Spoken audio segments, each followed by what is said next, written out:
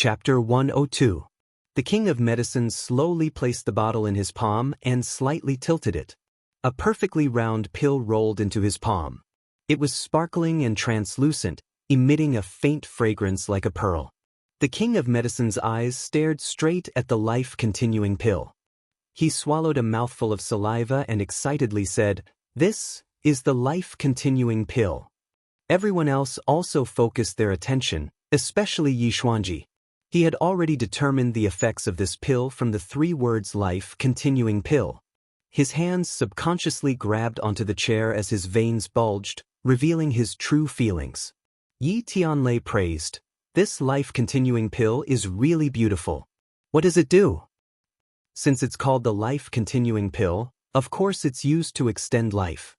The King of Medicine said as he looked at Tang Zheng, as if he wanted to ask for confirmation. Tang Zheng nodded and said, "This life-continuing pill can extend one's life by 10 years. Everyone sucked in a breath of cold air, especially the King of Medicine Yi Xuanji and Yi Tianlei. The 3 of them were all too clear on what this meant. Other people said that the King of Medicine had the ability to revive the dead and regrow flesh and bones, but that was just an exaggeration. But this life-continuing pill was truly miraculous. It could extend one's life by 10 years. Just how precious was this pill? It simply couldn't be measured with money. There were so many rich and powerful people in the world. If they could extend their lives by 10 years, they would be willing to go bankrupt. Who wouldn't want to live? Everyone's hearts began to beat wildly. Yi Xuanji's fingers almost sunk into the wood of the chair. He desired the life-continuing pill the most because he didn't have much time left. If he wanted to live, he would even steal it. But in front of his life, what was stealing? The King of Medicine's breathing also became hurried. Seeing this legendary pill, he even had the urge to swallow it. He took a deep breath and put the life-continuing pill back into the porcelain bottle. Everyone's eyes were attracted to the porcelain bottle. For a long time, they were unwilling to move away until Tang Zheng casually put the porcelain bottle back into his pocket. What was a priceless treasure in the eyes of others was like a small toy to him, and he was not as cautious as the others. This comparison made the others feel that Tang Zheng was even more unfathomable.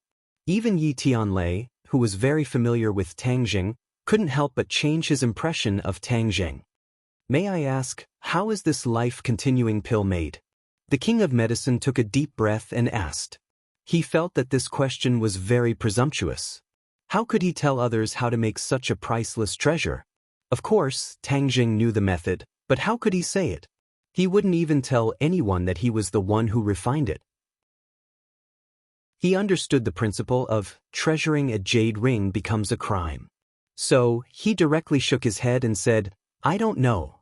The King of Medicine couldn't hide the disappointment on his face and said, "Then who gave it to you?" "Someone else." "Is it your master?" Yi Tianlei asked. He still had a deep impression of Tang Zheng's mysterious master. Tang Zheng laughed inwardly and nodded seriously, "Yes." "Godly doctor, your master must be a godly doctor, an expert."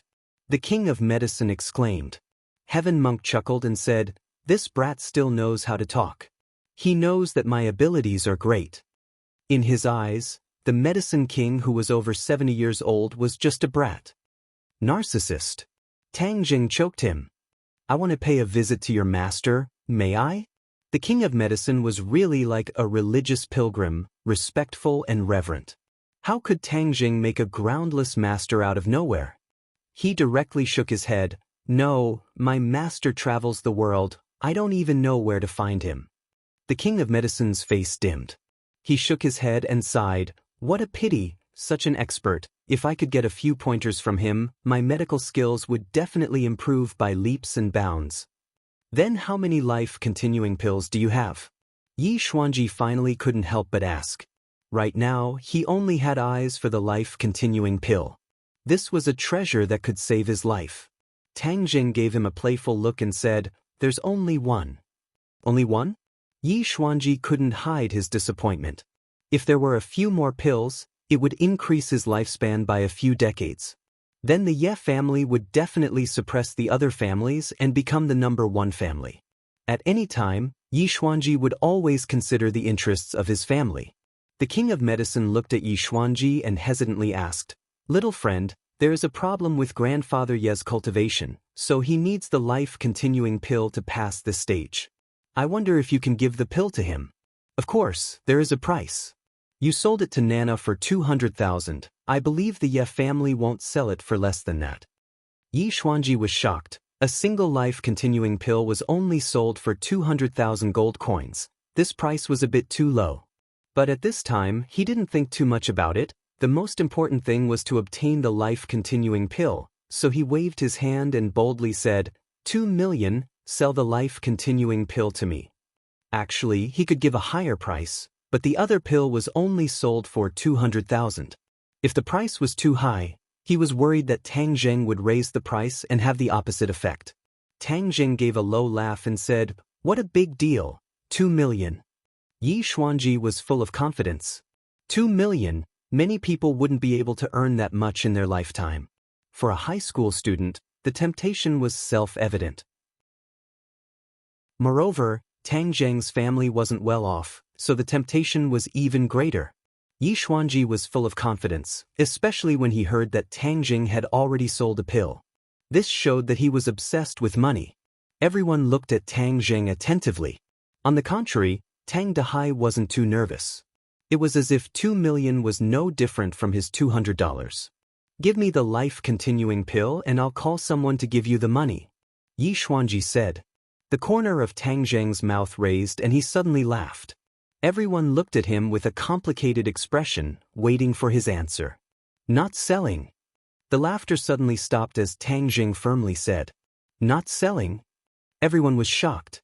Yi Xuanji's heartstrings trembled as he hurriedly asked, "How can you not sell? The item is mine. If I say I'm not selling, then I'm not selling," Tang Zheng said without any trace of politeness. Yi Xuanji's face immediately turned purple as he gasped for breath. The matter that he was originally confident in was ruined.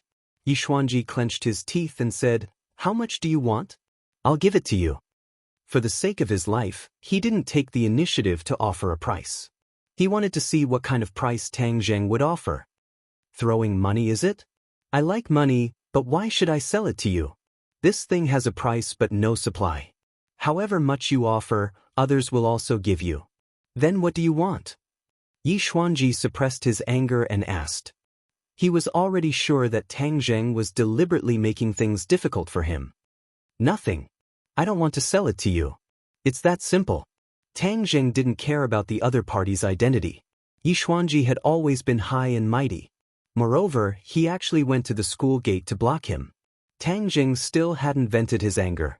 Tang Zheng wasn't someone who would seek revenge for the smallest grievance. He even listened to his grandfather's teachings and was a very magnanimous person. However, for someone like Yi Xuanji who had been in a high position for a long time to look down on an ordinary person like him made him very unhappy. "If you make me unhappy, then I can also make you unhappy. It's that simple." This rejection was so direct that it made the others a little confused. Why would he reject such a large sum of money? The king of medicine looked at him in astonishment. He didn't understand why he was willing to sell to Nana but not to Yi Xuanji. Yi Tianlei looked at Tang Zheng with a complicated expression. He guessed the reason and couldn't help but secretly sigh. He advised, "Tang Zheng, the old man really needs the life-continuing pill. If you have any requests, we will do our best to satisfy you." Tang Zheng still shook his head and said, "Uncle Yi, if you need the life-continuing pill, I can give it to you for free. However, if he wants it, I won't sell it to him no matter how much it costs." Yi Tianlei was speechless. Yi Xuanji's face was extremely gloomy as he asked, "Why?" Tang Zheng glanced at him and bluntly said, "How you treated me before, you know it yourself. Moreover, why would I save someone who doesn't even care about his own granddaughter's happiness? I'm doing this for the benefit of the family. What do you know?" Tang Zheng laughed. "For the benefit of the family, you can sacrifice your family's happiness. Very good, so this is the so-called family. I've really learned something. Then what's the point of staying in this kind of family? If it was me, I would leave this kind of family as far as possible." Yi Xuanji's eyes were already red. He was angry and was about to flip out. Tang Jing didn't seem to notice. He even looked at him and said, "What, you want to steal it? Of course I'm not your opponent. If you want to steal it, I can't do anything. However, this just proves the hypocrisy and evil of people like you." Tang Zheng's eloquence was pretty good. He made Yi Xuanji speechless. It was because Tang Zheng held the moral high ground that Yi Xuanji couldn't refute. "Ignorant brat, arrogant. I am arrogant. I'm not even a member of your family. What can you do about me?" Tang Zheng was really arrogant. Yi Tunlei broke out in a cold sweat. He never dared to speak to his father like this. "If you don't want to steal it, then forgive me for not seeing you off." Tang Zheng directly asked him to leave. Yi Xuanji looked at Tang Zheng coldly. His murderous intent was exposed. He really felt like he was going to kill and steal it. However, Tang Zheng still had a smile on his face and didn't move. "Let's go." Suddenly, Yi Xuanji turned around and left. Yi Tianlei let out a long sigh. He nodded at Tang Zheng and chased after him. The king of medicine looked at Tang Zheng with a complicated expression. He didn't know what to say. After thinking for a while, he said, "If you are interested in learning from each other, I'm happy to. Moreover, your body is special. If you have any questions, you can come to me. The next time you see your master, I hope you can introduce him to me." Since Tang Zheng wasn't a real genius doctor, there was no need for the king of medicine to continue the conversation. Moreover, they couldn't talk in this kind of atmosphere. However, he still couldn't forget his mysterious master. Seeing the three people leave, Tang Zheng didn't regret it. However, when he saw his grandfather's complicated expression, he knew that he had too many questions. Moreover, he didn't know what his grandfather would think of his actions just now. So far, the person Tang Zheng cared about the most was his grandfather. He cared about his attitude the most. Tang Dehai smiled kindly and patted Tang Zheng's shoulder. He had something to say. Chapter 103. Little Zheng, no matter what you do, Grandpa will support you.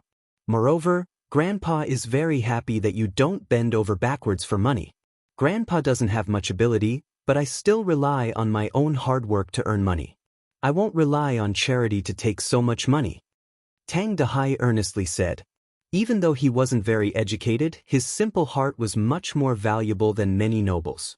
"Grandpa, I understand. Our family doesn't lack money, but the key is that I don't like this person. Many of his methods make me feel disgusted." Tang Zheng explained. Tang Dehai nodded his head and said, "Little Zheng, you have your own standards. This is a good thing. Grandpa won't say anything about this matter, but a person must have a benevolent heart. If it is within our power to help, then we should still do it." "I understand. I know that a lot of things have happened to you recently. If it is convenient, can you tell Grandpa? Let Grandpa know what's going on. Grandpa can't give you too much advice, but I hope that we can share some of your difficulties." Tang Zheng felt his head warm. After thinking for a bit, he told himself a part of the story. He did not mention his entanglements with the underworld. He only said that he had a fortuitous encounter, learned martial arts, and was able to refine pills. "So the life-continuing pill was refined by you." Tang Dehai's face brimmed with pride. "Yes, refining this pill isn't complicated. The key is that the ingredients are too hard to find. Did you give me one?" Tang Dehai wasn't stupid. Connecting this to his own changes, he came to this conclusion. Tang Zheng did not deny it. "So it was like that. I was wondering why my body suddenly became better. Grandpa, sorry I hid this from you." Tang Dehai rubbed his head and said with a smile, "Silly child, who doesn't have a secret? Moreover, your secret is so important. If others knew, then it would bring danger. You should be careful. Actually, Grandpa should thank you for letting me live for another 10 years. I can watch you go to university and start a family." Saying this, his face was filled with gratification and happiness. Tang Dehai didn't have too many goals. This was his life's goal. Tang Zheng's happiness was his happiness. Tang Zheng's heart skipped a beat. He was determined to find a way to let his grandfather continue to live and accompany him for the next 10 years. Since Tang Zheng was a cultivator, his lifespan was naturally much longer than an ordinary person's. He couldn't bear to see his grandfather leave him after 10 years. Yi Xuanji returned to the Yi clan in a flustered and exasperated manner. Yi Tianlei carefully followed behind, afraid that he would trigger his anger. Bang! Yi Xuanji slammed his palm on Wang Wali's desk. Visible cracks spread out from the center of his palm. With a crash, the desk broke into pieces and fell to the ground. Feng Xinyang just happened to come in and see this scene, and was shocked. This anger was too great. She looked at her husband. Yi Tianlei shook his head with a bitter face, which made Feng Xinyang very puzzled. Didn't they go out to find the godly doctor? How did it become like this? Arrogant brat, I'm going to kill him! Yi Xuanji angrily roared. A whirlwind rose from the bottom of his feet, and the sawdust on the ground flew up, forming a strong killing intent. In an instant, the whole room was filled with an oppressive aura, causing people to tremble in fear. Father, calm down. Tangjing must have been confused for a moment. Wait for him to think it through. Yi Tianlei quickly advised. Confused for a moment? Humph, he is purposely targeting me. When have I ever been played by a brat like him? I must let him know how powerful I am. The dignity of the Ye family cannot be challenged. Yi Xuanji murderously said. Yi Tianlei swallowed his saliva and continued to persuade. Father, I will go and persuade him. I believe he will agree after he calms down. Didn't you hear what he said? He can use the life-continuing pill to save you all, but he won't save me. This was what made Yi Xuanji angry the most. This was clearly a slap to his face. As the head of the Ye family, he was too much of a failure. Just what is going on? Why is it related to Tangjing again? Feng Xinyang was confused. Yi Tianlei was at a loss of what to do, so he quickly whispered to his wife what had happened. Feng Xinyang was dumbstruck, but her heart was bursting with joy. She secretly said, I knew that this little handsome brother was not ordinary. To think that he was so handsome, so domineering. This old lady's eyes are really good. I cannot give up on this son-in-law. I must win him over. Yi Tianlei looked at his wife's expression and guessed what she was thinking. He bitterly smiled and said, Don't think about these messy things for now. How to get through this crisis is the most important thing. The old man urgently needs the life-continuing pill. We must think of a way to make Tangjing relent. Hee, I don't have that ability. Isn't the old man the head of the family? Let him make his own decisions. Feng Xinyang gloated. She really didn't have a good impression of her father-in-law. Looking at his wife who wished for the world to be in chaos, Yi Tianlei felt a headache and said, Feng Xinyang, quickly think of a way. Don't add fuel to the fire. Don't you know the old man's temper? If he really does make a move, then Tangjing will be in danger. Feng Xinyang thought that this was indeed the case. Yi Xuanji was determined to get the life-continuing pill. If he makes a move, then it will be a killing move. Although Tangjing has a mysterious master, he is not by his side, so how can he block Yi Xuanji's attack? I can't handle this matter, so let Ding Dang do it. Is there any use for her to do it? Hang, you're looking down on our daughter. She's more useful than you. Feng Xinyang's mouth hooked up into a faint smile, and immediately went to another room to call Yi Dingdong's cell phone. It just so happened that class had ended, so the mother and daughter began to whisper to each other, only to hear Yi Dingdang scream out, How is this possible? Hi hey, you didn't think that this little handsome brother would be that godly doctor, and he even has the life-continuing pill, this kind of heaven-defying treasure. This old mother's eyes aren't wrong. His guts are too big, daring to treat the old man like that. Yi Dingdang said in disbelief. This is called domineering. Do you understand?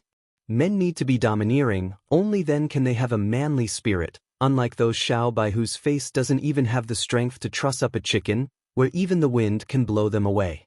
Feng Xinyang sincerely praised, this kind of domineering little handsome brother is really too rare. If I was 20 years younger, I would have chased after him. Hey, Feng Xinyang, aren't you ashamed, saying these kinds of words? Yi Dingdang was really speechless towards this mother of hers. Hi hey, it's just a hypothetical, what are you so nervous about? Relax, he is your man, so how could I steal my daughter's man? Feng Xinyang, can you not speak nonsense? Okay, let's talk about serious matters. Your chance has come, do you understand? Feng Xinyang's face was full of smiles, as she said in all seriousness. Yi Dingdang was a little confused. What chance? Didn't you want to completely break off the marriage with Song Yu? I don't have a marriage with him, that was arranged by the old man himself, I won't acknowledge it. Yi Dingdang firmly said. But you have to get past the old man, only by making him relent. This is the fastest and best way to solve this problem. Yi Dingdang was silent. She had to admit that Feng Xinyang's words were true. Although she could use Tang Jing to cause trouble, the old man was determined to facilitate this marriage. Then Yi Dingdang would be in a very passive position. What to do specifically, you tell me.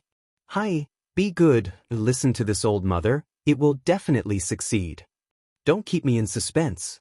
Feng Xinyang immediately gave her instructions and Yi Dingdang continuously nodded her head. In the end, she was overjoyed. This will definitely work. You must do it as soon as possible. Go to Tang Zheng's house after school, understand? I'll send you the address later. Be smart, this is your chance. Don't be like a silly girl. You see that Feng Shishir is so proactive, her family is so against it, but she is determined to throw herself at the little handsome guy, and this old mother is your strong backing. If you still can't take down Tang Zheng, then this old mother's face will be completely lost by you. Okay, stop being so fussy, you really are going through menopause. Yi Dingdang impatiently said. How is this old mother going through menopause? This old mother is still very young, and as beautiful as a flower. Damn girl, you're just jealous of my charm, tell me clearly. Before she finished speaking, Yi Dingdang had already hung up the phone. Tang Zheng did not pay much attention to what Yi Xuanji would do. No matter what the other party did, he would not sit still and wait for death. He was no longer that bookworm who only knew how to read books. At this moment, he was moving forward step by step. Lin Hu's little brother Dong Zi was leading the way. After being taught a lesson by Tang Zheng, he became very obedient, but this time he hurriedly ran to Tang Zheng for help. Even his clothes were stained with blood. It was said that Lin Hu and Big Head Fan were fighting in a small forest on the outskirts of the city. Big Head Fan took the initiative to challenge Lin Hu to a fight. Over 100 underlings from both sides fought fiercely. Boss Fan's power was originally slightly stronger than Lin Hu's, but the key point was that he was a third-grade refining body, a level higher than Lin Hu's cultivation level. So the battle situation was not optimistic. In the end, Lin Hu could only let his clever little brother Dong Zi run to Tang Zheng for help. Tang Zheng and Lin Hu's friendship was not bad, but with Boss Fan he had old enmity and new hatred. Today he would settle it all together.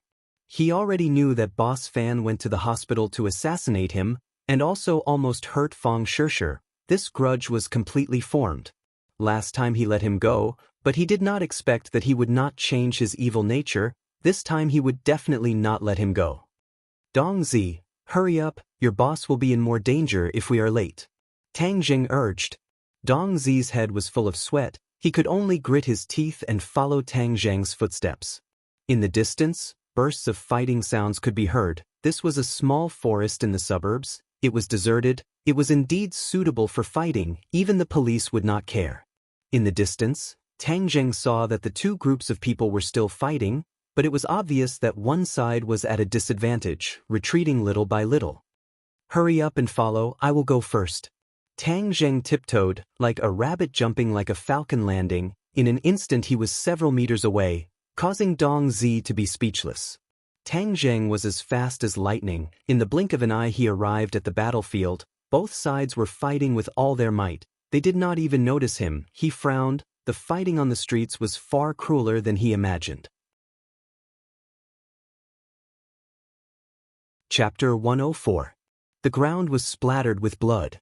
Severed arms were scattered on the ground, mixed with mud and weeds. The wounded were screaming on the side. This was the first time Tang Jing had seen such a bloody scene, but he did not feel uncomfortable at all.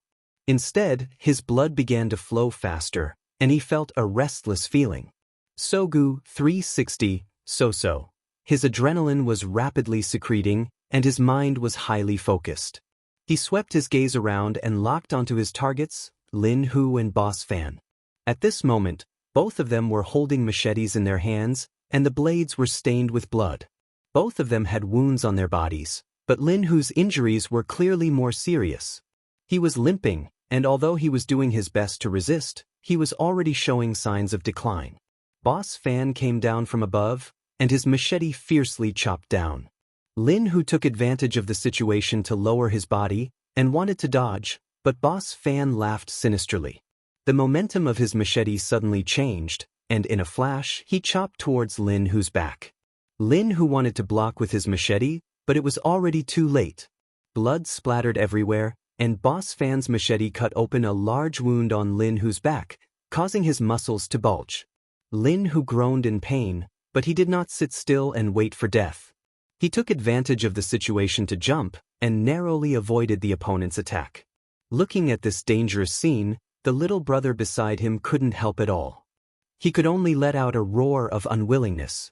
Not greater than Tang Jing moved. His feet flashed and he rushed past one of the men. But when the man saw someone suddenly appear, he did not even think and chopped down with his machete. Tang Jing did not even look and casually waved his hand. With a kacha sound, the man's wrist was broken and the machete fell to the ground. The other man saw this, and with a wave of his machete, he chopped the man to the ground. These two groups of people had different armbands on their arms to distinguish them.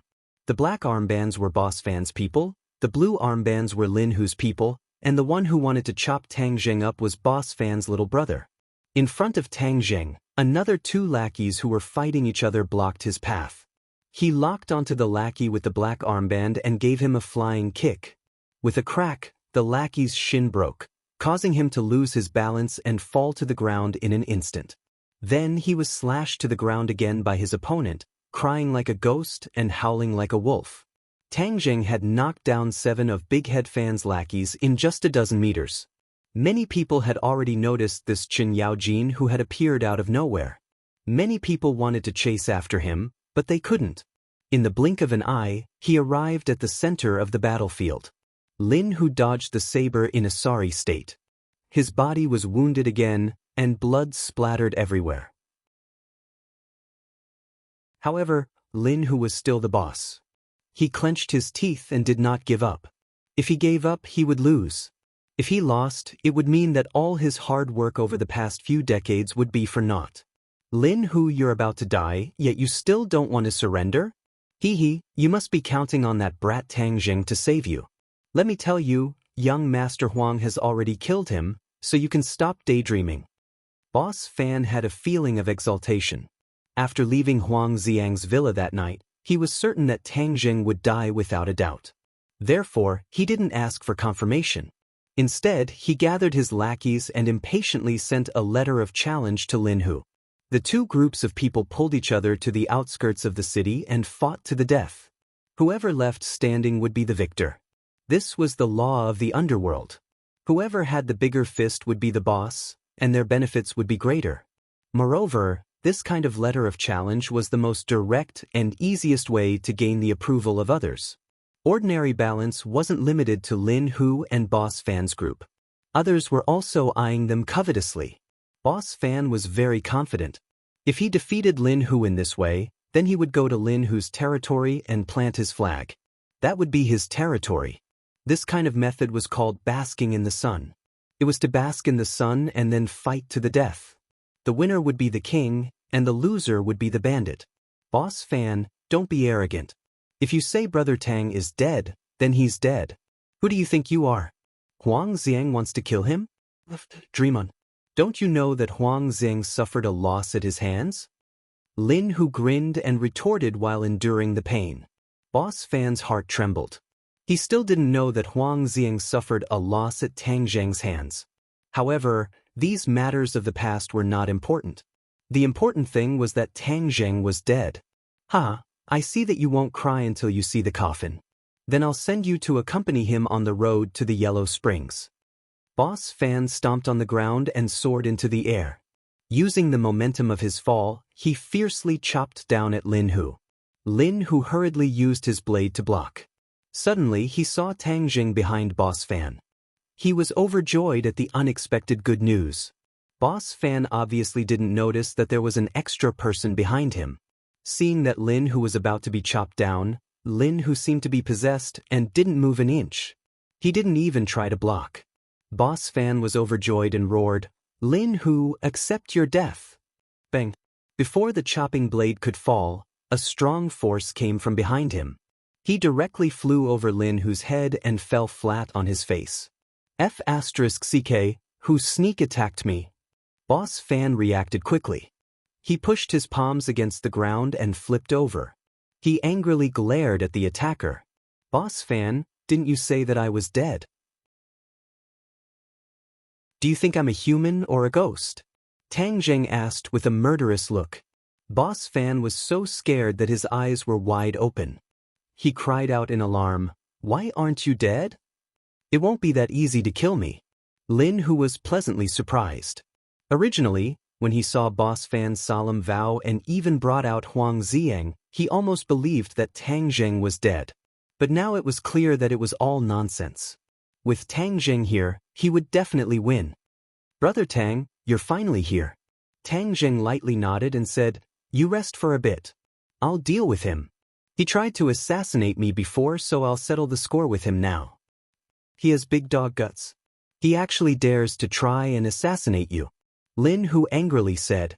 Boss Fan's eyes spun around, but he couldn't find a way to dissolve the hatred. It was clear that Tang Zheng wouldn't let him go.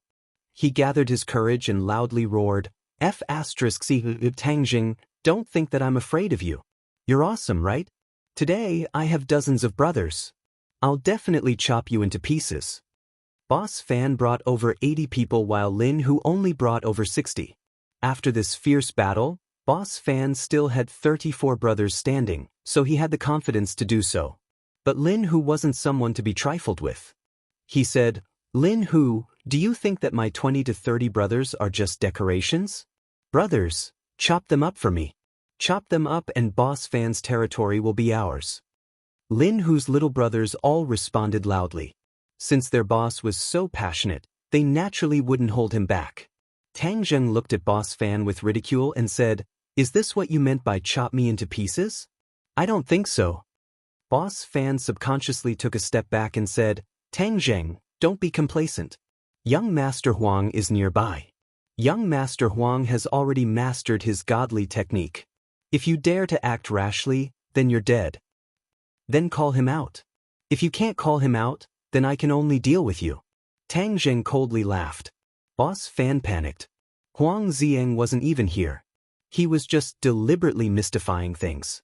But he still braced himself and said, "Is young Master Huang someone you can see just because you want to? If you obediently surrender, then young Master Huang may let you live." "Ha, you only know how to blabber. As a boss, you're too weak." Tang Zheng stretched out his hand and directly attacked. After 2 days of recuperation, he unceasingly circulated his energy to heal his injuries. His broken ribs were almost completely healed, so it didn't affect his fighting ability. This time, he didn't use Transcendent Flying Immortal. Firstly, dealing with Boss Fan didn't require such exquisite martial arts. Secondly, last time he used it in front of Qin Lao. It attracted the attention of the other party, who even left ordinary balance overnight. This gave him a new understanding of Transcendent Flying Immortal. This sword technique was too powerful. If it fell into the eyes of others, it might not be a good thing. So he temporarily used the Heaven Gathering Hand. In any case, he was very familiar with the Heaven Gathering Hand. When he used it, the sky was filled with hand shadows. In the blink of an eye, he attacked in front of Boss Fan. Boss Fan raised his blade and chopped down. His blade technique wasn't bad. It was very methodical. Moreover, it was powerful and heavy. Its power was definitely not small. Tang Zheng didn't dodge. He raised one hand and blocked the other's wrist, making it impossible for the blade to come down. His other hand quickly slapped towards Boss Fan's chest. Boss Fan was shocked and hurriedly retreated. He slashed his blade in front of his chest, wanting to block Tang Zheng's hand. However, with a flash of his hand, Tang Zheng's hand went past his blade and slapped his chest with both palms. Pooh! Boss Fan spat out a mouthful of blood. His chest instantly caved in. He attacked with his back in an attempt to dissipate some of the force. However, Tang Zheng's attack was too powerful. Even if he managed to dissipate some of the force, it still wasn't easy. Tang Jing easily dodged the blood. With a single step, he was beside Boss Fan. Boss Fan slashed his blade to the side, but found that the blade hit empty air. Tang Jing's palm had silently struck below his ribs. This strike was very heavy. Boss Fan was directly sent flying and fiercely fell to the ground. Even his blade was knocked out of his hand. Tang Jing was like a shadow as he stood beside Boss Fan and coldly said, "Now you know the consequences of offending me." Boss Fan was scared to death. He never thought that Tang Jing's martial arts would have reached such a high level. He was like a completely different person compared to when they were in the arena. If he were to let those boxers exchange blows with him, they wouldn't be able to last more than a few moves. "Tang Jing, please let me go. I will never be your enemy again." Boss Fan was scared. He hurriedly begged for mercy. As long as there was life, there was hope. In order to save his life, he had to admit defeat. Boss Fan wasn't a tough bone to begin with. If he was, then he wouldn't be so close to Huang Xiang. "Let you go? Have you ever thought of letting me go?" Tang Jing retorted. Boss Fan was at a loss for words.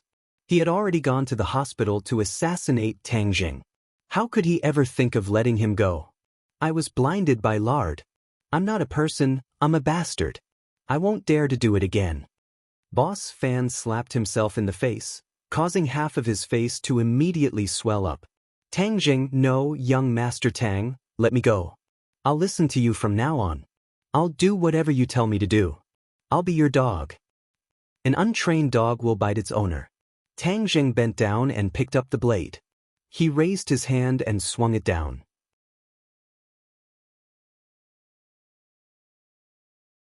Chapter 105.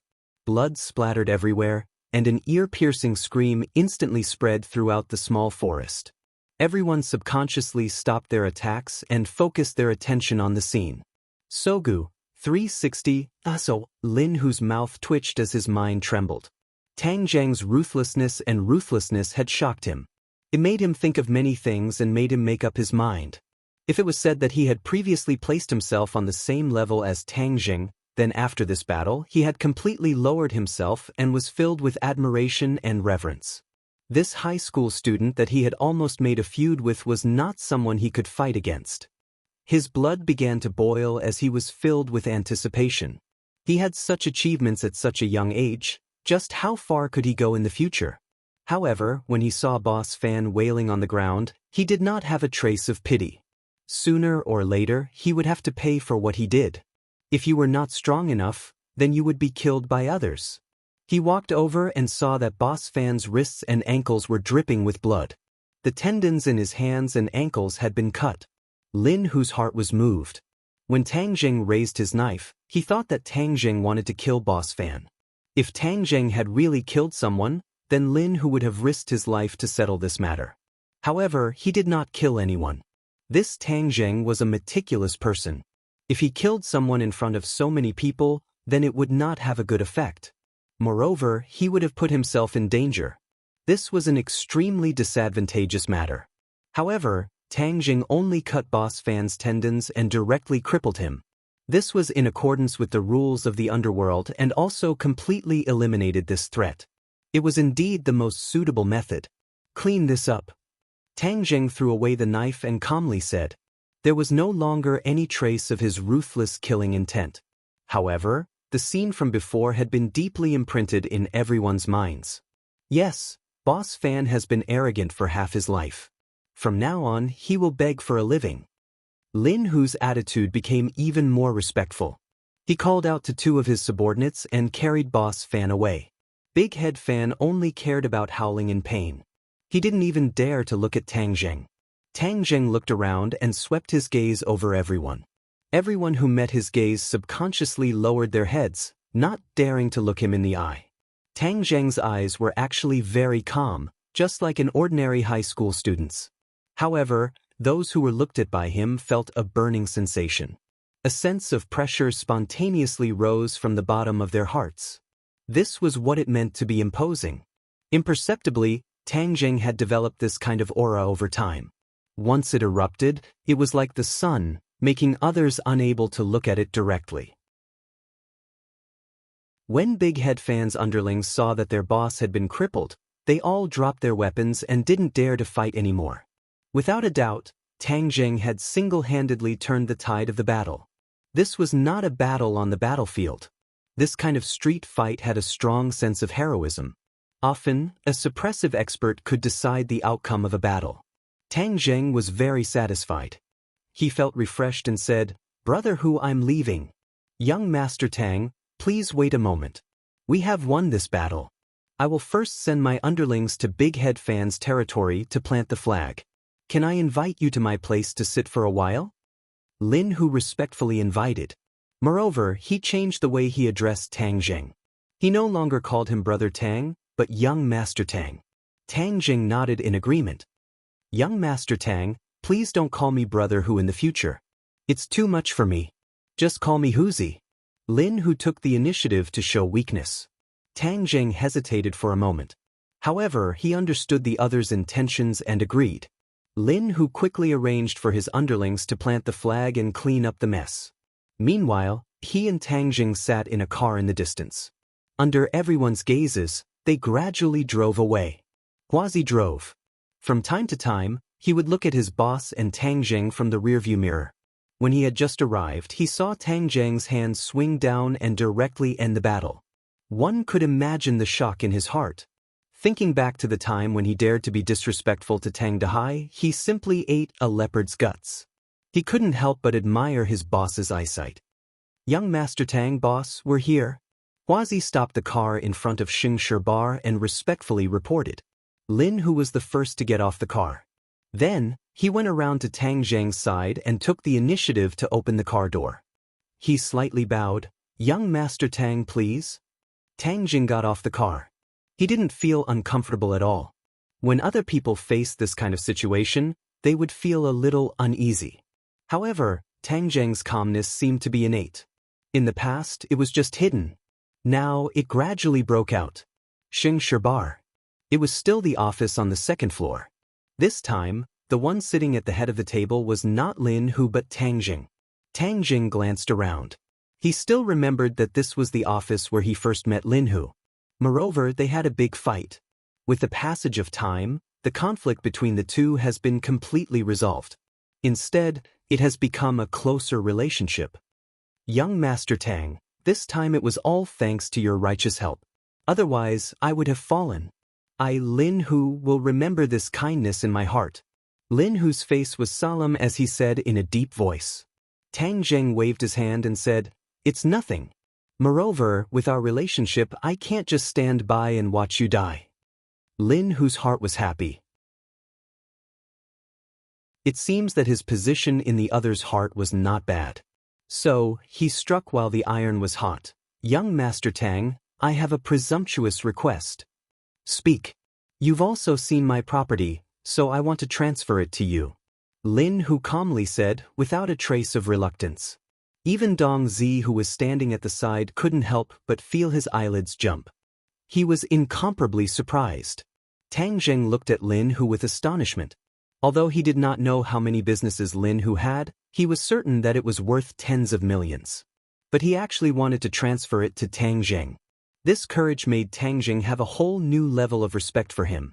In this world, there were many people who were greedy for power and wealth. Those who dared to hand over their benefits to others were few and far between. However, Tang Jing did not show too much of a reaction. He lightly said, "I don't have the money to accept your business. No, I'm giving it to young Master Tang. I don't need a single cent," Lin Hu resolutely said as if he did not feel any heartache. Tang Jing deeply looked at Lin Hu as if he wanted to re-examine him.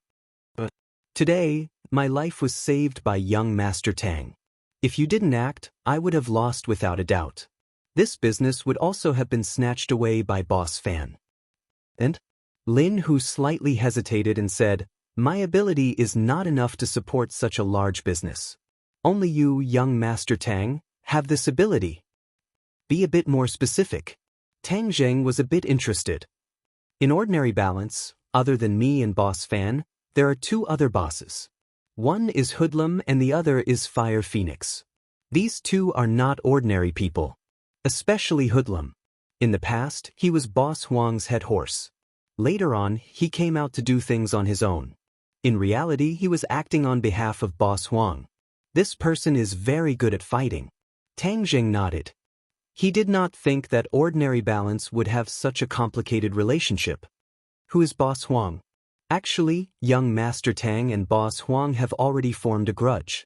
He is Huang Ziyang's father. His name is Huang Biao and his nickname is Huang Si. He is an unfathomable expert. Don't look at how ordinary balance has so many forces. If he stood up and shouted, everyone would have no choice but to listen to him. Tang Jing shivered. It seems that he and the Huang family were fated to be involved. However, he did not have a good impression of the Huang family. According to Boss Fan, Huang Ziyang had tried to assassinate him before. Although he did not know why the other party did not succeed, it was not important. What was important was that both sides were in a life and death situation. The King of Medicine did not mention the battle that night. In the King of Medicine's mind, finding out the condition of Tang Zhang's body was the most important thing. Everything else was just a small episode not worth mentioning. Oh, so you will also listen to him? Tang Zhang asked with interest. Lin Hu firmly shook his head. From today onwards, I will only listen to young Master Tang. Tang Jing thoughtfully nodded his head. No matter what Lin Hu's final plan was, at least his attitude was sincere. Moreover, he originally wanted to deal with Huang Ziyang and this would also trigger Huang Si's nerves. Thus, agreeing to Lin Hu's request was not impossible. Moreover, Lin Hu was not a burden and could be a great help to him. Huang Si was a deeply rooted local snake. If he wanted to overthrow him, it would not be as simple as killing his way to his door. In addition, his cultivation was definitely not as good as Huang Si's. Rashly killing his way to his door would be like throwing an egg at a rock. Tell me about this hoodlum. Tang Jing thoughtfully said. Hoodlum represents the interests of the Huang family and controls the most prosperous area in ordinary Balance City. Moreover, this person is vicious and merciless. He dares to fight and fight. Back when he was Huang Si's horse, he was already famous for his bravery and loyalty to Huang Si. Otherwise, he would not have been chosen by Huang Si to be his spokesperson. Hoodlum has some business acumen and the businesses under him are doing very well. He also has guts and dares to touch prostitution, gambling and drugs. With Huang Si's protection, these few years he has been developing rapidly.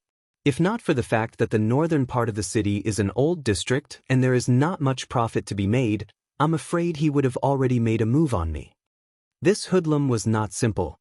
However, to dare touch prostitution, gambling and drugs, he really had guts. This was especially true for drugs.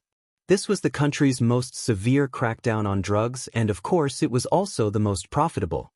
Tang Zheng did not know much about the underworld. Since he would not be able to avoid it in the future, he might as well understand it. He then asked, Then what is the situation of your businesses? I don't have many businesses. I only have baths and bars. However, I don't have as many resources as Hoodlum. Therefore, I only sell a bit of alcohol and raise a few girls. I also collect protection fees to earn money. I can't compare to Hoodlum. How come you don't touch drugs and gambling? Lin Hu's face revealed a trace of sadness as he resolutely said, I hate drugs. Back then, my wife died from drug addiction. Back then, I was doing pretty well. Although I wasn't the boss, I still had a bit of money so I got married. After marriage, I was very happy. However, later on, my wife became addicted to drugs. She refused to change and in the end, she died from drug addiction. Lin Hu gnashed his teeth as he said this. It seems that although this matter had passed for a long time, the scar in his heart was still very painful.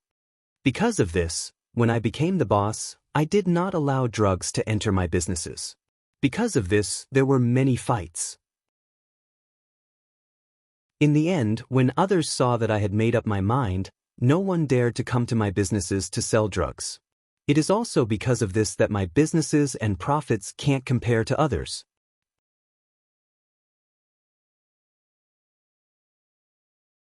Chapter 106.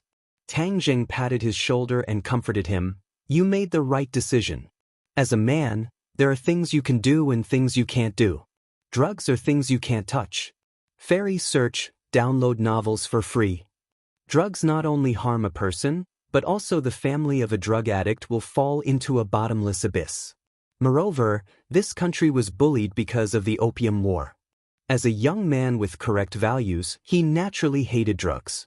Lin, who nodded, took a deep breath, and tried to calm his mind as much as possible and said, "If there is something, then there is something to be gained. It is also because of this reason that my place is rarely checked by the police, which saves me a lot of trouble." What about the casino? Tang Jing still remembered the casino in the ordinary balance villa. Of course, he was also very clear about how terrifying the casino's ability to make money was. The casino needs a lot of money to back it up. My strength is not enough, so I can't play it. But in my territory, there are some small casinos. My little brothers also go to the casinos to collect protection fees, but they don't participate in the operation. Tang Zheng had a general understanding of Lin Hu's strength and said, "What's the situation with that fire phoenix? This woman is not simple. She is in her 30s. When she was in her teens, she came out as a delinquent girl. She dared to fight and later married her own boss. But this boss did not live long and was hacked to death. Fire Phoenix took over his position. Originally, I thought that she would not be able to protect me. The others were all eyeing her territory covetously, but in the end, she miraculously survived. These years, she has also stabilized. Her strength is even a bit stronger than mine. Oh, why do I feel that among these bosses, you are the most miserable?" Tang Jing laughed involuntarily. Lin, who wasn't embarrassed at all and directly nodded his head in acknowledgement, "That is indeed the case. The northern part of the city is an old part of the city, so there is very little profit to be had. Moreover, I have put so many shackles on myself, so this little brother really hasn't enjoyed much with me. Boss, we are all willing to follow you. It is not just for the money." Dong Zi stood up and said with righteous indignation. Lin, who smiled and gestured for Dong Zi to sit down, saying, "I understand your thoughts, so I am very grateful to you. Now you understand why I was interested in the profits from the junkyard." Tang Zheng expressed his understanding and said, "Since we have already formed a grudge with Huang Si, then we have to weaken his strength as much as possible. This time you also snatched away Boss Fan's territory, so your strength has increased greatly. This will also attract their attention, so our current target is Hoodlum. He is Huang Si's hand, so we have to cut off his hand." Lin, who excitedly nodded his head, "That's also what I was thinking. If we were to directly face Huang Si, our chances of victory would not be high. But Hoodlum is not like Boss Fan. This person has a brain and his strength is not bad. He is far from being as easy to deal with as Boss Fan. Moreover, I just fought with Boss Fan, so it will definitely attract the attention of the police, so I have to stay low for a while. Then let's stop on the surface and make preparations in secret to avoid being caught off guard when the time comes. Also, what is the relationship between Fire Phoenix and Huang Si? Fire Phoenix obviously respects Huang Si on the surface, but a woman's heart is like a needle at the bottom of the sea. What exactly is she thinking in her heart? No one knows. Could it be that young Master Tang wants to ally with Fire Phoenix to deal with Hoodlum? This will not be easy. Fire Phoenix is more cautious and will not easily make a move. Who hacked her husband to death? This I do not know. Her husband was also a fierce person. That year before Huang Si retreated to the background, he often went against Huang Si. Tang Zheng's eyes lit up. Then could his death have been caused by Huang Si? This is hard to say. There is no evidence. Hey, so what if there is no evidence? The key is to believe in this point. I believe that Fire Phoenix also has a scale in her heart. It is just that she is not Huang Si's opponent, so she does not dare to show it. You go and get in touch with Fire Phoenix and probe her thoughts. If we can ally with her, then our chances of victory will be much higher." Tang Jing arranged. Lin, who agreed. Now that his territory was larger than Fire Phoenix's, Fire Phoenix would feel a sense of danger. Perhaps there really was a possibility of them working together. "Okay, we will stop here for today. If you have any news, then let me know. Properly manage your territory. Tang Zheng stood up and prepared to leave. Young Master Tang, this is your territory. Lin Hu corrected him. Tang Zheng gave an enigmatic smile and said, there is no need to give it to me. This place was taken down by your blade and gun. Moreover, I am a student and not someone from the underworld. I will not take your territory. However, our goals are the same. If you need any help, I will lend you a hand. Tang Zheng was a cultivator and his vision was not small. How could he possibly care about the ordinary balance underworld's benefits? His top priority was to raise his cultivation level, and he could not possibly place his focus on the underworld's fighting and killing. In addition, if his grandfather knew that he was deeply involved with the underworld, he would also be worried. Lin Hu watched as Tang Zheng disappeared through the door and did not come back to his senses. This was an opportunity to hand over to him, but he was unexpectedly not moved. Lin Hu really could not see through Tang Zheng. Boss, how could he refuse? Then are we still going to listen to him? Dong Zi asked in disbelief. Lin Hu firmly said, of course we will listen to him. Although he does not want it, I will still help him guard this property. He is equivalent to our boss behind the scenes. At any time, as long as he gives the order, I will hand it over to him. Lin Hu knew that Tang Zheng's vision was no longer limited to this city. Although he did not know the other's specific thoughts, following him may allow him to see scenery that he did not even dare to imagine before. When Tang Zheng returned home, the sky had already darkened. From afar, he could see two slender figures standing in front of the door. Compared to the small house, they formed a completely different scenery. Passers-by all turned to look at them. These two people were truly too beautiful, like two pearls. Quickly walking over, the two people had already come to greet him. Fang Shishir was like a dancing butterfly as she flew towards Tang Zheng. Tang Zheng held her in his arms, feeling the breathtaking softness. He patted her back and asked, why did you two come? I came to see you. Why did you run out? You should be at home recuperating. Fang Shishir said with concern. I am already fine, so I went out for a walk to get some fresh air. Tang Zheng moved his muscles to show off. Injured muscles and bones take 100 days to recover. This is a big matter and cannot be taken lightly. But if your body is better, you won't have to miss this week's monthly exam. Monthly exam? Tang Zheng was shocked. He immediately remembered that Lu Qingmei wanted him to get first place in the monthly exam. This was not in line with his original plan. He was originally prepared to compromise, but this time he had a way to muddle through. Using his injury as an excuse to not go to class for a few days, he could muddle through. Sure, tell Teacher Lu tomorrow that I am still recuperating and will not be able to participate in the monthly exam. No problem. Wait until the high school exam to show your strength. At that time, you will definitely amaze everyone and surprise everyone. Fang Shishir agreed. Hey, can the two of you not be so lovey-dovey? Yi Dingdang finally couldn't help but speak up. She was specifically asked by Feng Xinyang to come find Tang Zheng. She didn't expect that after many twists and turns, she would find Fang Shishir standing in front of his door. Yi Dingdang didn't leave. If she left, wouldn't that mean that she was afraid of Fang Shishir? So she simply waited at the door. The two were like door gods, occasionally looking at each other but not speaking. Do you need something from me? Tang Zheng let go of Fang Shishir. Fang Shishir still held his hand and walked towards Yi Dingdang. Of course there's something. Yi Dingdang hatefully stared at the two's tightly held hands and said with a complicated expression. What is it? Let's talk alone. Then I'll go in first. Fang Shishir obediently opened the door and entered the room. Yi Dingdang looked at him and said, First, I want to thank you for giving me the Jade Women's Heart Sutra. It is very suitable for me. Moreover, this cultivation technique is very precious. I don't know how to thank you. I already said that I don't need your thanks. I just wanted to help. Tang Zheng shrugged and generously said. Yi Dingdang's eyes flashed with a bright light.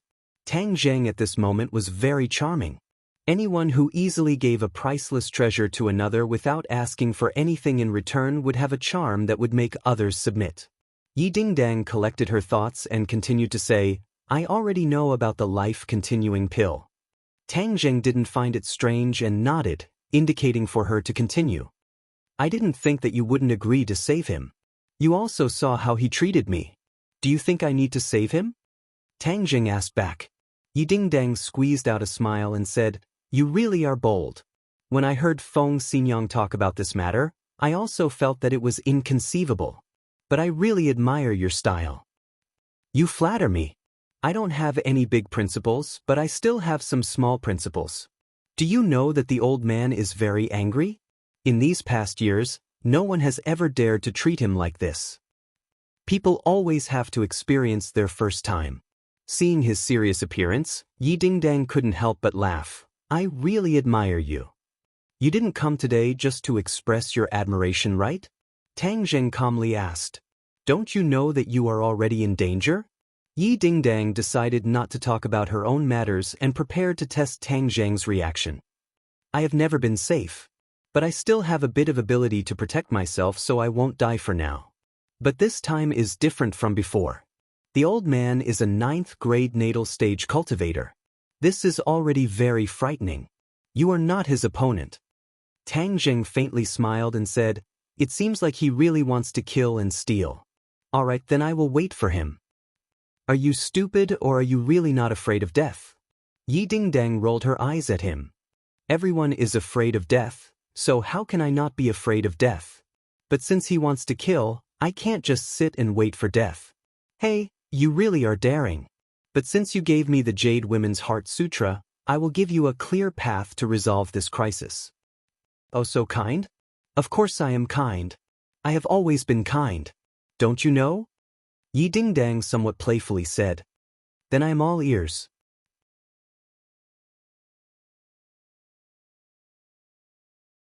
Chapter 107.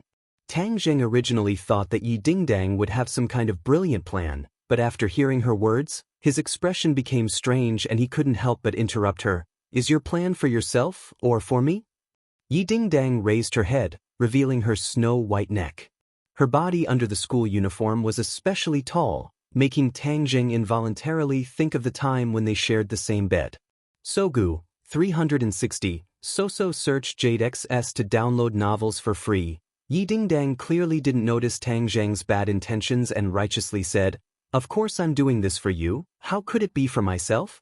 Saying this, her eyes flashed, but she felt a bit guilty and silently cursed. Feng Xinyang, all of this was your plan, but you want me to carry it out. Shouldn't you be the one saying it as the mother, humph? Tang Zheng shook his head and retorted, I don't think so, you're clearly the one benefiting more. How could that be? You won't be in any danger like this, and I'm just taking a little bit of benefit. Yi Dingdang used her fingernails to point out, as if she wanted to remind herself that the benefits were insignificant. You're just taking things from your left pocket to your right pocket? It's your Ye family that's taking advantage. Tang Zheng disagreed. Yi Dingdang's expression changed and said in a deep voice, Don't speak nonsense, I'm greater than over equal to, surnamed Yi, I'm from the ordinary Balance Ye family, not the Beijing Ye family. Seeing her firm expression, he could understand her feelings. His expression also became serious as he said, You want me to give the life-continuing pill to Yi Xuanji so that he can cancel your marriage with Song Yu. No matter how you look at it, I feel like you have more benefits. This was Feng Xinyang's plan. Not only could it save Tang Zheng's life, but it could also resolve Yi Dingdang's crisis, killing 2 birds with 1 stone. This way you won't be in any danger, isn't that great? Yi Dingdang guiltily lowered her head. Just agree, this is good for both of us. Moreover, do you have the heart to see me marry Song Yu? Why wouldn't I have the heart? Song Yu is elegant, rich, and powerful. He's the prince that many girls dream of. Tang Zheng didn't take the bait. In any case, he is not my type. Moreover, I have already announced to the outside world that you are my fiancé, so you should be responsible for me, your fiancé, to the end.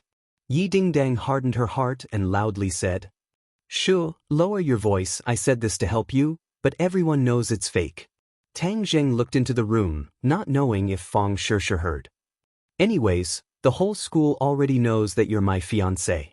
If you don't agree, I'll continue to say this and make you a heartless man that everyone despises, Chin Shimmy. Yi Dingdong's eyes flashed with a trace of craftiness as she resolutely said. Originally, Feng Xinyang wanted her to act gentle, but Yi Dingdang clearly didn't follow the script and returned to her original nature, directly threatening him. Tang Zheng was speechless. Why was this Yi Dingdang pestering him endlessly?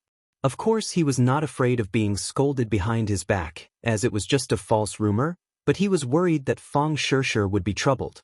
To be honest, he really didn't want to bother with Yi Xuanji, since his life and death had nothing to do with him.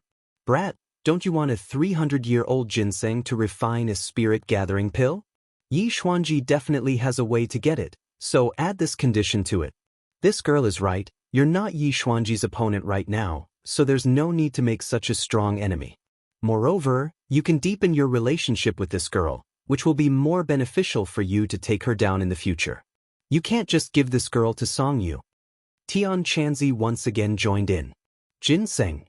Tang Zheng's eyes lit up. That's right, I have no way to find this ingredient, but Yi Xuanji definitely has a way. Your top priority is to refine a spirit-gathering pill to increase your cultivation. Something like the life-continuing pill, other people treat it as a priceless treasure, but it doesn't have much use for you. Why don't you use it to exchange for something useful to you? Moreover, if others know that you don't have it, they won't have any ideas about you. This is killing two birds with one stone. Tian Chanzi analyzed. He had to admit that sometimes Tang Zheng's perspective was still lacking, and the experienced and astute Tian Chanzi just happened to make up for this. Seeing Tang Zheng hesitate, Yi Dingdang was also very nervous. If Tang Zheng didn't agree, then she would be in trouble, so she anxiously asked, "Do you agree or not?" "Okay, I agree, but I have a condition." "What condition?" Yi Dingdang was overjoyed, but her heart became nervous. He wouldn't ask for something excessive, right? If he did, what would I do? "I need a 300-year-old ginseng, tell him to prepare it." 300-year-old ginseng. Yi Dingdang breathed a sigh of relief, but she couldn't help but feel a little disappointed. "What do you need that for?" "You don't have to worry about that. Just go back and tell him to decide for himself." "Okay, I'll keep it in mind." "You can't go back on your words." Yi Dingdang believed that the old man would agree. After all, this was related to his life, but she was most afraid that Tang Zheng would go back on his words. A gentleman's word cannot be taken back. Tang Zheng's answer was resolute and decisive. Yi Dingdang curled her lips and criticized in her heart. He didn't know how to be modest at all, and still called himself a gentleman. "If there's nothing else, I'll go in." "What? Can't wait to see your lover." Yi Dingdang teased, but there was a hint of jealousy in her voice.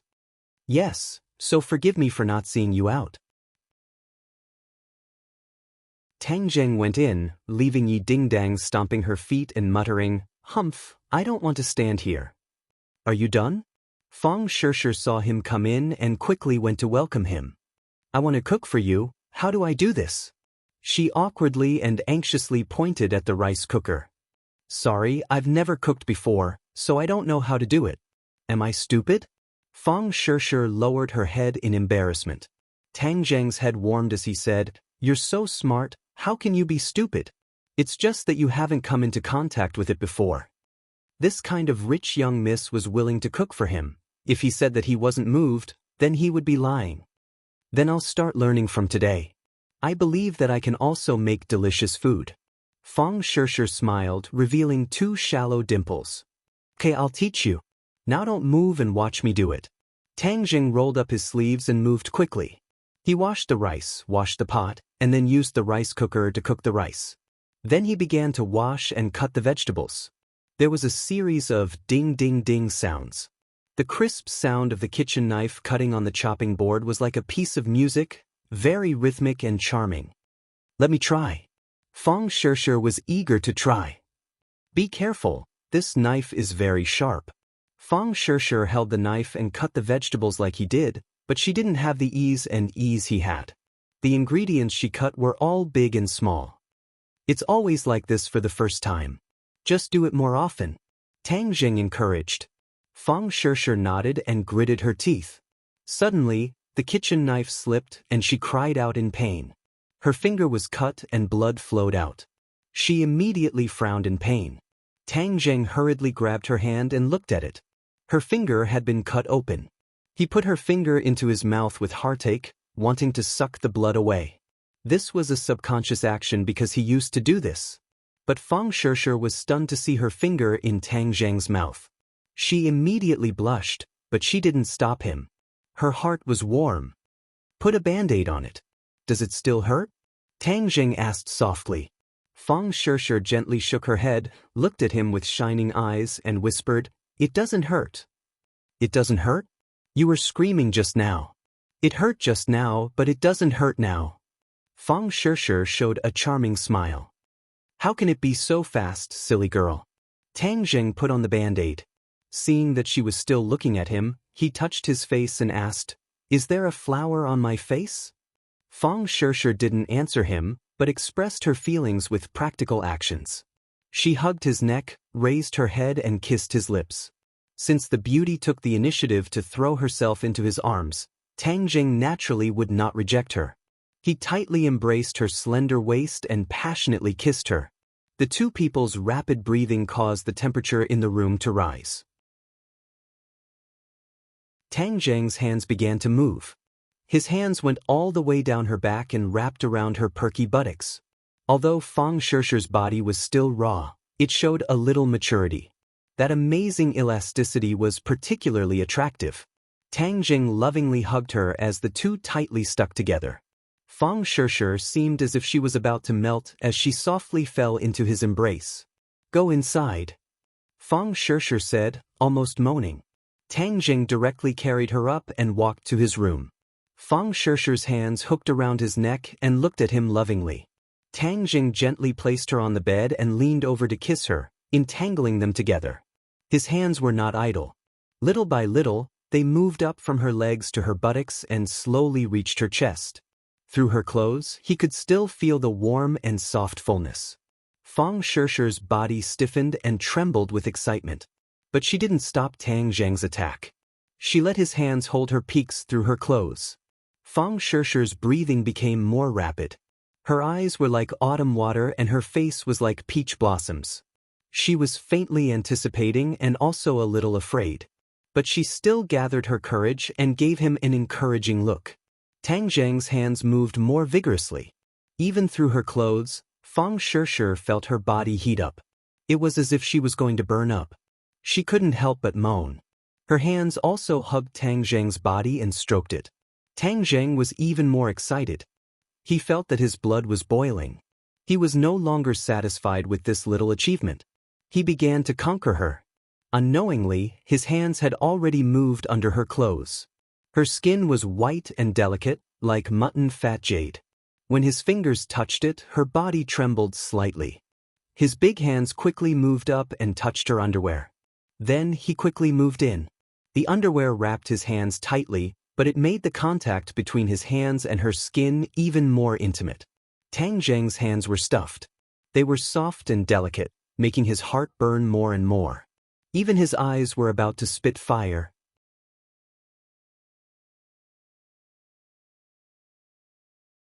Chapter 108. Both parties had already read the latest chapter. Fang Shishir's clothes had already been pushed up, exposing her two snow-white breasts to the air. There was even a little bit of Tang Zheng's saliva on them. Obviously, he had already tasted this beautiful delicacy. Fang Shishir's pink face was like a peach blossom, showing a kind of soul-stirring beauty.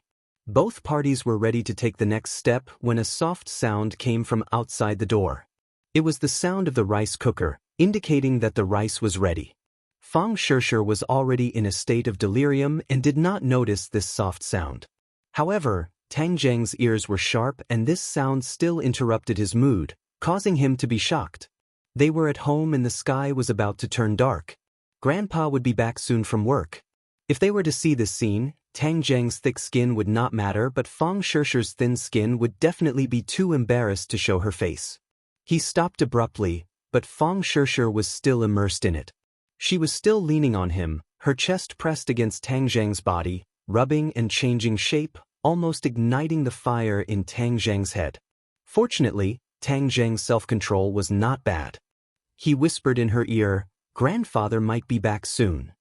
Fang Shishi's movements suddenly stopped. After pausing for a few seconds, she hurriedly tidied up her clothes and complained, "Why didn't you say so earlier? If Grandpa were to see it, it would be so embarrassing." Tang Zheng looked at her flustered appearance and laughed for no reason. "You can't blame me for this. You also have a part to play." It's all your fault. It's all your fault." Fang Shishi stared at him coquettishly. She was so flirtatious that Tang Zheng almost lost control again. "Help me take a look. Is there anything wrong with my clothes?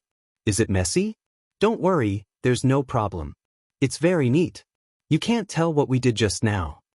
Fang Shishi immediately punched him and said, "Why do I feel like you've become bad? I used to think that you were very honest." "Haha, it's too late to realize it now. We've already boarded the pirate ship and can't get off," Tang Jing said with a proud smile. Fang Shishi also smiled, brimming with happiness and sweetness. "Little Zheng, is there a guest at home?" Tang Dehai's voice sounded from outside the door. "Yes, Grandpa Shishi is here. She's having dinner with us today." Tang Zheng and Fang Shishi walked out of the bedroom and saw their grandfather entering the house. He was carrying a snakeskin bag in his left hand and an iron hook in his right. He was wearing a straw hat on his head. "Grandpa, you're back. Take a rest first. The rice is ready. We can eat after we stir-fry the vegetables." Fang Shishi hurriedly went up and took the snakeskin bag. Tang Dehai hurriedly moved away and said, "Little girl, this thing is dirty. I'll do it. You sit first, you sit." Fang Shishi did not mind as she took the snakeskin bag and said, "Grandpa, you've been tired all day. You sit down and rest first." Tang Dehai was at a loss of what to do. He was used to seeing people avoid him like the plague, so Fang Shishi's casual behavior made him feel at a loss. "This will dirty your clothes," Tang Dehai said. "It's okay. If the clothes are dirty, just wash them." Fang Shishi carried the snakeskin bag to the corner and put it down. She then diligently poured water and handed it over. He was overwhelmed by her favor and stood there blankly. Tang Zheng's mouth curved into a smile. No matter how his relationship with Fang Shishi was, Fang Shishi's attitude made him feel gratified. "Shishi, you sit for a while. I'll stir-fry. I'll watch and learn." The two of them, one stir-frying, the other watching, occasionally made eye contact with each other, revealing deep affection. Looking at this pair, Tang Dehai sighed in his heart, "They really are a match made in heaven. This little girl is also sensible. It's just that our family is too poor." This meal was eaten with relish and the atmosphere was very good. After the meal, Fang Shishi took the initiative to wash the dishes. She then pulled Tang Dehai to chat for a while before getting up to say goodbye. "Little Zheng, you go send her off. Grandpa, then I'll go back first. I'll come see you next time." Under the dim light, the two held hands. Fang Shishi leaned on Tang Zheng's shoulder, her mouth curved into a crescent moon as she smiled and said, "Are you satisfied with my performance in front of Grandpa today?" "Of course I'm satisfied. You did very well.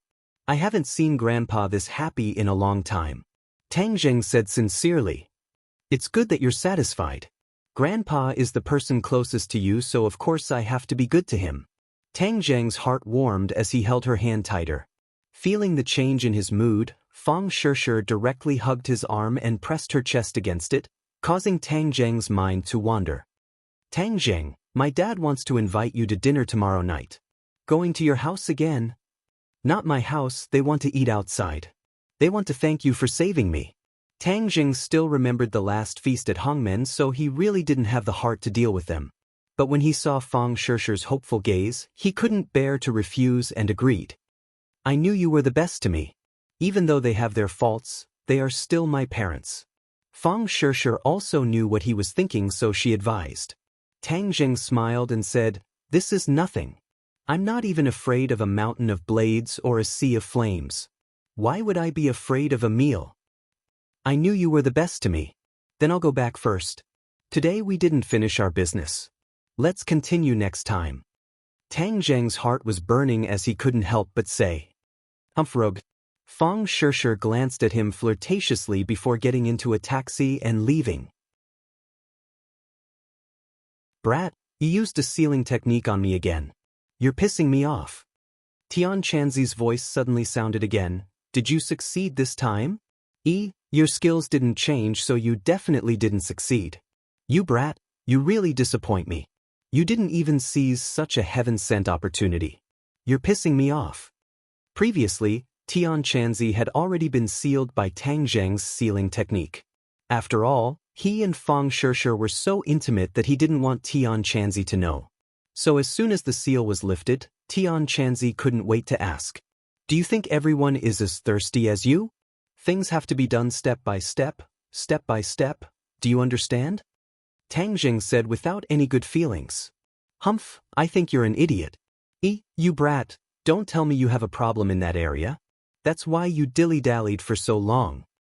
Tian Chanzi maliciously guessed. You're the one with a problem. The next day, Tang Zheng was practicing martial arts at home when he suddenly heard someone ask from outside the door. Tang Zheng, are you home? Who is it? It's me, Lu Qingmei. A cold voice came in, followed by the sound of footsteps. It was clear that she had already entered the room. Tang Zheng was shocked. Why did Lu Qingmei run over? If she found out that my body has recovered, then it would be terrible. Thus, he quickly lied down on the bed and pretended to be weak and said, Oh, it's Teacher Lu. Why did you come? I'm sorry, I can't move right now, so I can't properly entertain you.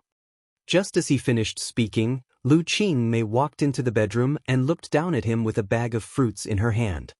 Teacher Lu, please sit. Tang Zheng weakly greeted her.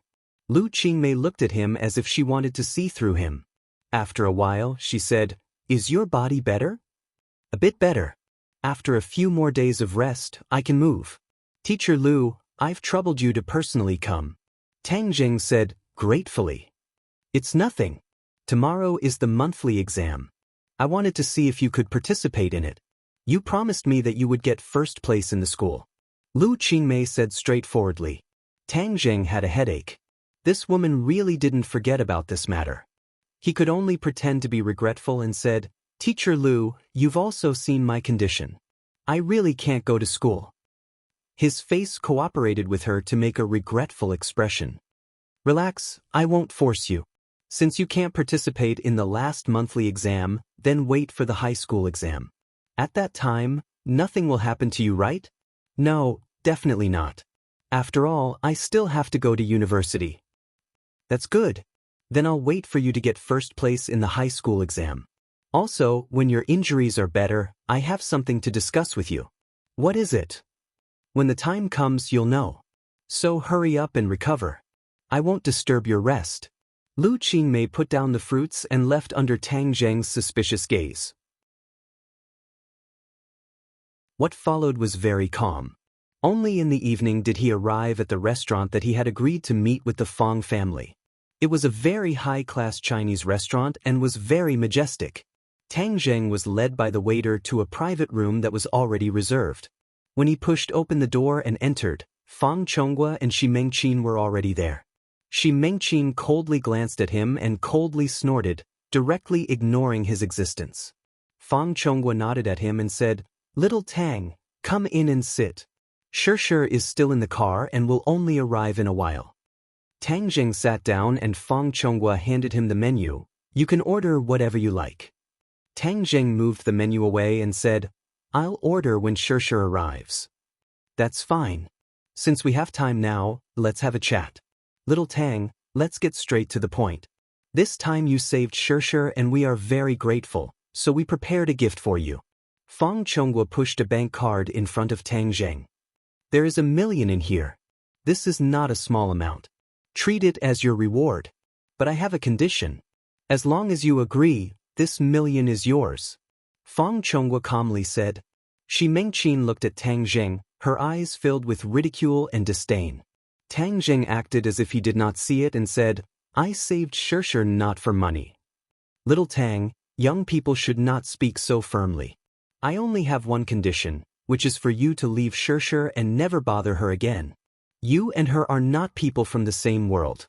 Even if you spend more time and effort, you two will never be together.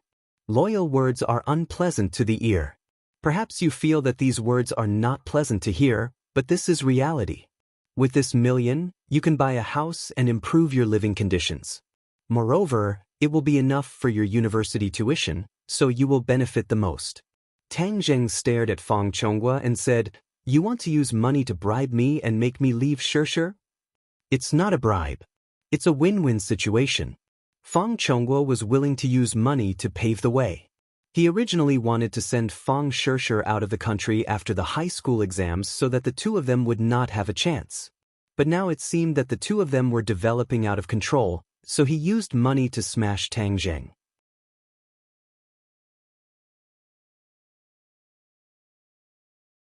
Chapter 109. Throwing money. This was a common tactic used by rich people, but they were all nouveau riche. Even though the Fang family had always boasted of their heritage, they were still unable to get rid of these vulgar tactics. Fang Chonghua and Shi Mengqin both looked at Tang Zheng. 1 million was not a small sum to normal people, not to mention Tang Zheng's family, so they firmly believed that Tang Zheng would accept it. In the past, they did not think of using money to throw down Tang Zheng because they felt that Tang Zheng was not worth the effort. This time, they found that the situation was already very serious, so they chose this safe method. Tang Zheng indifferently glanced at it, but did not reach out to take it. Instead, he put his hand into his pocket and took out an envelope and said, "This is the medical fees that you paid for me. I'm returning it to you." Fang Chonghua and Shi Mengqin looked at each other, unable to hide their surprise. What was going on? They were throwing money at him, so why was he giving them money instead? Fang Chonghua's face gradually became serious. He already understood Tang Zheng's attitude from his actions, but he still did not give up and advised, "Tang Zheng, your family is not rich.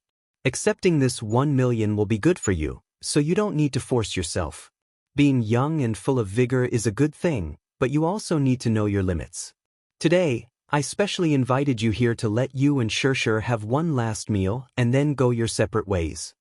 Tang Zheng's expression did not change as he pushed the envelope in front of the other party and said, "You have spent so much effort, but I will have to disappoint you. I have already said that I will not leave Shishir, so your efforts are futile." "Tang Zheng, don't be so shameless. You don't know what's good for you.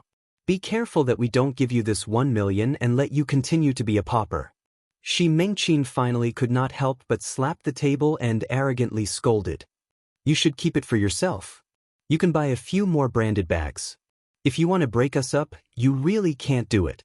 Since the other party went straight to the point, Tang Zheng did not feign civility and directly stood up to leave. The couple looked at Tang Zheng in shock. They did not think that he would be so resolute and not even put 1 million in his eyes. "Tang Zheng, do you think 1 million is too little?" Fang Chonghua asked. I don't have much money, but I don't need your money." Tang Zheng walked towards the door without looking back. "Fine, Tang Zheng, you better remember this. I won't give you this 1 million, but you better not regret it. You are just a small character without any power or influence. I don't believe I can't deal with you." Shi Mengqin stood up and threatened with an ashen face.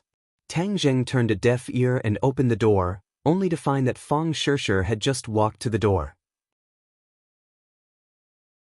Fang Shishir looked at him in surprise and said, "You're here. Why, are you going out to pick me up?" Before he could say anything, Fang Shishir had already pulled him back into the private room. "Dad, Mom, have you ordered? I'm a little hungry."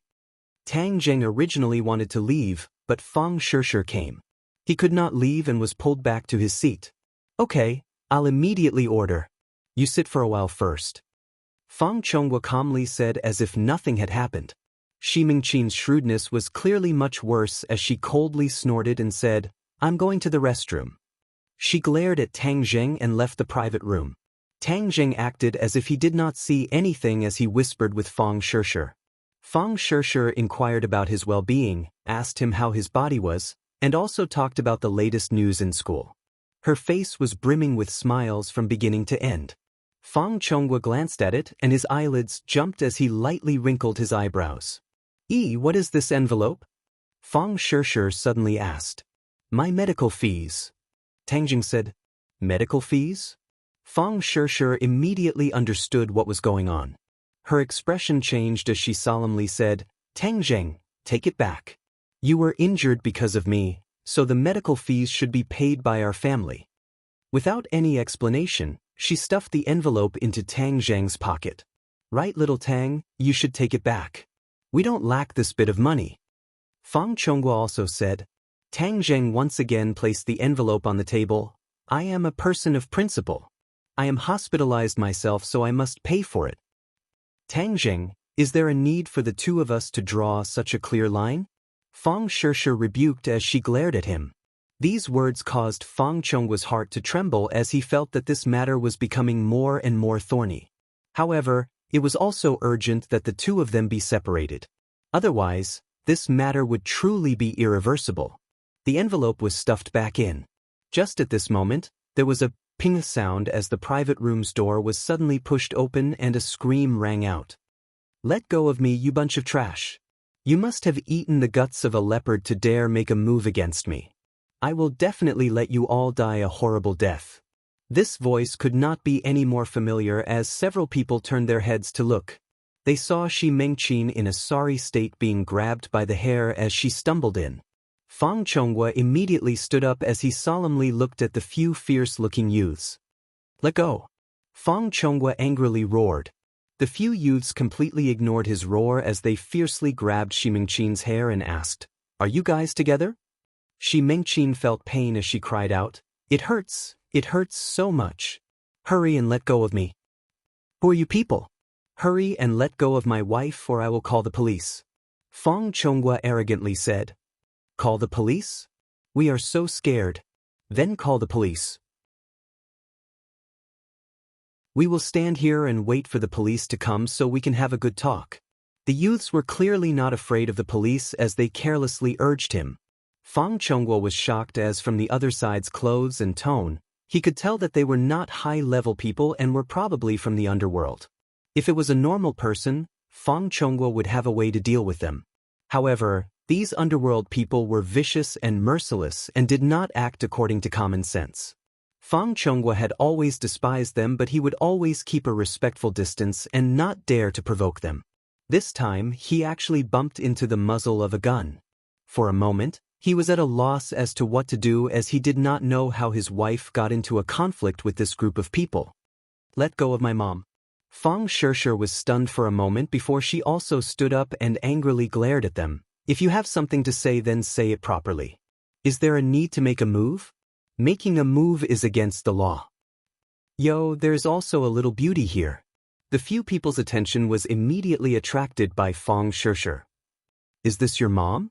No matter how I look at her, she doesn't look like her at all. You are much prettier than her. Fang Sheshe was so angry that her face turned red as she said, Hurry and let her go. Let her go? It's not that easy. She bumped into people and not only did she not apologize, she was also full of filthy words. If we don't teach her a lesson, then wouldn't we be teaching a beauty like you a bad thing? The young man said with an evil smile. Fang Chonghua walked in front of the other party and retorted, I think you guys are the ones causing trouble. Right, Chonghua, they are the blind dogs. They bumped into me and even hit me. Shi Mengqin shrieked with disheveled hair. Yo, your ability to invert black and white is really amazing. It was clearly you who bumped into us and your mouth is full of shit, yet you still dare to say that we hit you. I originally did not like hitting women, but since you said I hit you, then I will fulfill your wish. A resounding slap fiercely landed on Shi Mengqin's face. Shi Mengqin was clearly stunned and even forgot to scream. However, in the next second, her scream was so loud that it seemed as if it could lift the roof. You really dared to hit me. This is overturning the heavens. Chonghua, hurry and teach them a lesson. Teach them a lesson. They actually dared to hit me. Her voice was filled with anger and disbelief. Hey, is this woman stupid? Does she really think that she is the heavenly emperor and can do whatever she wants in this ordinary balance? Why doesn't she take a piss and look at herself? The others all mocked. Fang Chonghua's face was ashen. His wife was hit in front of him and that slap was like a slap to his face. It was burning hot and he was completely enraged. Relying on his tall stature, he punched out and loudly roared, Let go! Okay, since you want to make a move, then we brothers will accompany you to play. The young man released Shi Mengqin and walked up to Fang Chonghua. Although Fang Chonghua was taller than the other, he lived like a prince, so how could he be the other's opponent? After being punched in the stomach, he hugged his stomach and squatted down, his face becoming the color of pig liver. Nice to look at but useless. So he was just an idiot. The others all began to laugh. Shi Mengqin hid to the side, shivering. Don't look at how high and mighty she was normally. Seeing this scene, she immediately realized that something was wrong. That kind of high and mighty attitude was useful against others, but it was completely useless against these young men who used their fists to speak. Seeing the other party smile at her, she was so scared that she actually retreated a few steps, knocking into the table. Now you know fear? If you had apologized earlier, wouldn't all of this have happened? The few people stepped closer. Shi Mengqin was truly panicking. Suddenly, Fang Shishir bravely stepped forward and stood in front of her. She fearlessly glared at the few people and said, "You are not allowed to harm my mother. Little beauty, your guts are quite big. You are much stronger than your parents." The young man laughed, "But if you do something wrong, then you must be punished. Just now, she didn't just curse me with 1 or 2 sentences. How can 1 slap be enough? 2 more slaps and then this matter will be considered over. If you want to harm my mother, then I will fight it out with you." Fang Shishir did not shrink back. "Then I can only ruthlessly destroy the flower. You are not allowed to touch my daughter." Fang Chonghua stood up and staggered in front of the door. At this moment, even though his heart was filled with fear, he still had the instinct to protect his family. "You are not our opponent. Obediently stand to the side." The young man pushed Fang Chonghua aside and extended his hand to grab Fang Shishir. Tang Zheng had been quietly observing the situation. In truth, he believed the other party's words. With Shi Mengqin's arrogant personality, this conflict was most likely caused by her. Ever since he came into contact with Lin Hu, he gradually realized that the people of the underworld were not completely unreasonable. Thus, he deliberately remained calm and collected to see how the situation would develop. Perhaps he harbored some evil thoughts and wanted to see this couple make a fool of themselves. However, Fang Shishir's performance was out of his expectations. The usually gentle girl was actually not afraid of such an enemy and even dared to confront them. Seeing the other party attack Fang Shishir, Tang Zheng knew that he could not continue to quietly observe the situation. Thus, he stood up.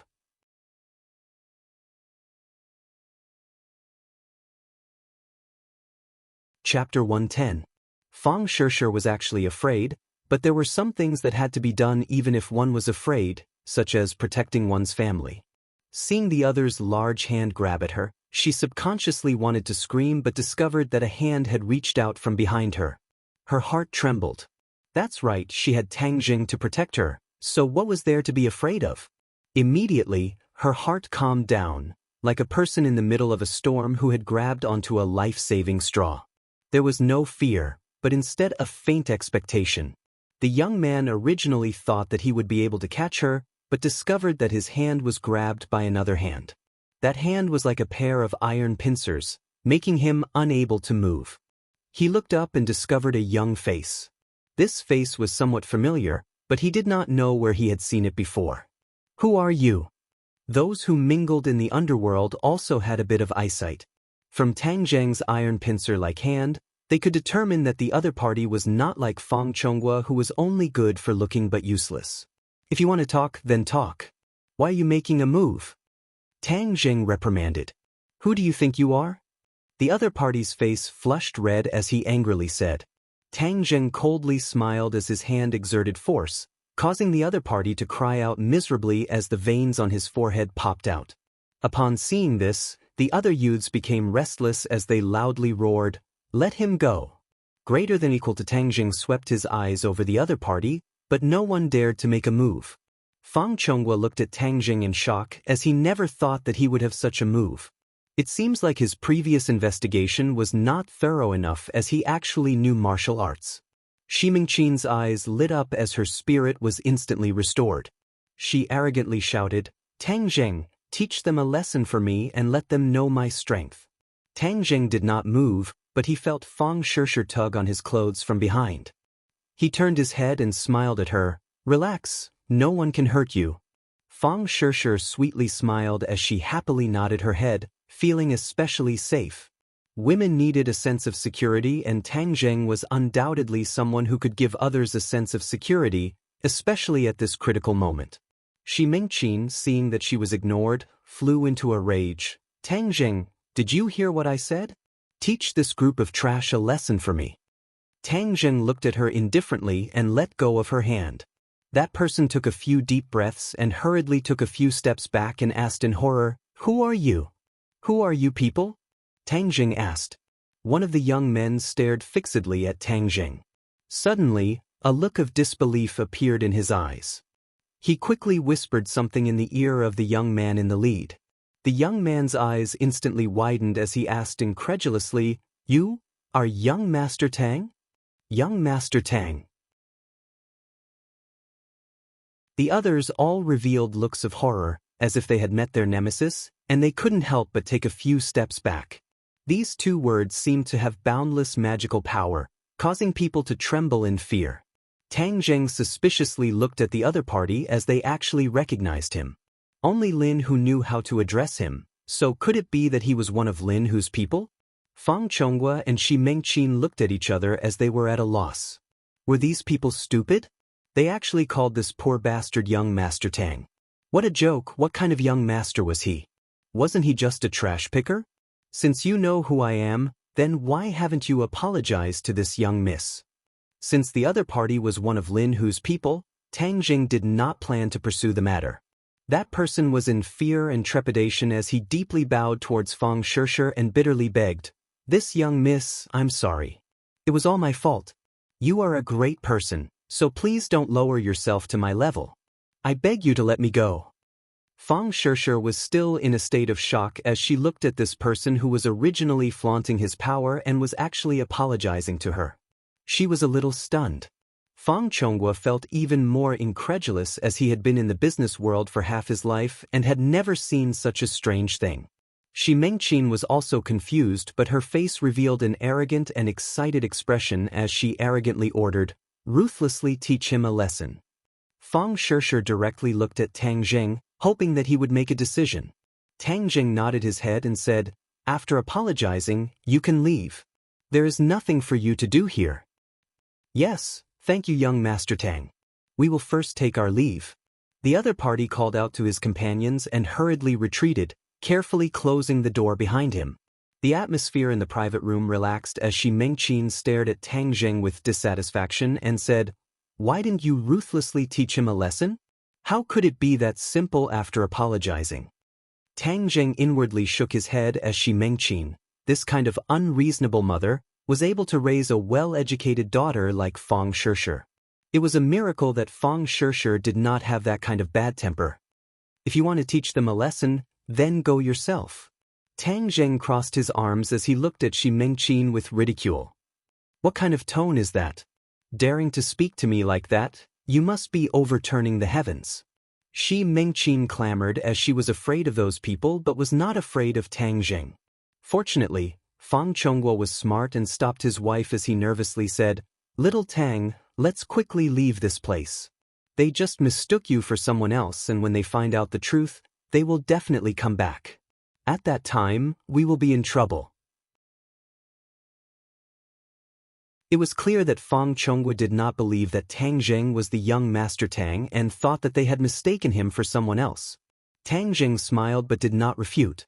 Fang Shishir was clearly dissatisfied as her boyfriend had solved this problem, but her parents did not believe in his ability, so she pulled Tang Zheng to sit down and said, I am not afraid. With Tang Zheng here, no one can harm us. Shishir, this is not the time to mess around. Those people do not look like good people, so we should quickly leave this place. Fang Chonghua became serious as he was clearly scared by this group of people.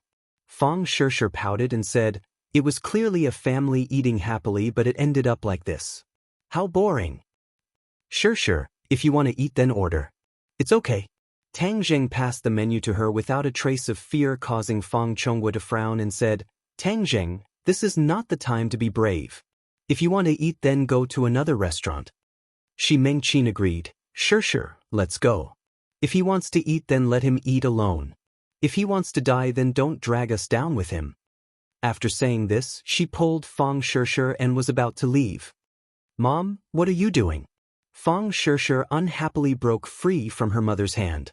Fang Chonghua solemnly said, "Shishir, listen to your mom. Let's go." He glanced at Tang Zheng and inwardly shook his head. Being young and impetuous was not a good thing, and this kind of person usually did not have a good ending. Immediately, he became even more determined to separate his daughter and Tang Zheng. The door opened, causing several people to jump in fright as they all looked towards the door. A group of people blocked the door, causing Fang Chonghua and Shi Mingqin's faces to turn pale as they hastily retreated. "See, I told you to quickly leave. Now that people have come knocking on our door, we can't leave even if we want to." Shi Mingqin roared in panic as she looked at Tang Zheng with incomparable disgust. Fang Chonghua's face was also ugly. Fang Shishir looked at Tang Zheng with concern, only to see him calmly sitting on the fishing platform without any reaction. A person who looked like a leader swaggered in, and Shi Mingqin pointed at Tang Zheng and shouted, "It's him." All of this was caused by him. He was the one who pretended to be someone else and has nothing to do with us. "Mom, how can you be like this?" Fang Shishir said with a belly full of anger. Fang Chonghua did not stop her as his heart was apprehensive. From the leader's aura, he could see that he was not an ordinary person. This was especially true for the fierce aura around him, which caused his heart to tremble in fear. Tang Zheng stood up without the slightest trace of fear on his face as he walked towards the other party. The others looked at him in shock while Fang Shishir pulled on him with concern written all over her face. Tang Zheng patted her hand to make her feel at ease before walking towards the newcomer. A clear and bright laugh suddenly sounded. "Young Master Tang, it really is you. I heard from my little brother that they had mistaken you for someone else." The newcomer was an old acquaintance, Lin Hu. When he heard his little brother say that he had provoked Tang Zheng, he jumped in fright and hurried over. Tang Zheng nodded his head and said, "It was just a small misunderstanding." Lin Hu's heart relaxed.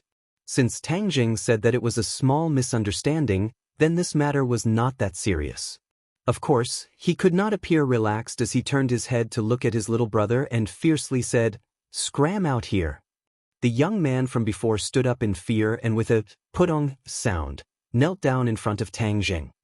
He laid his head on the ground and trembled.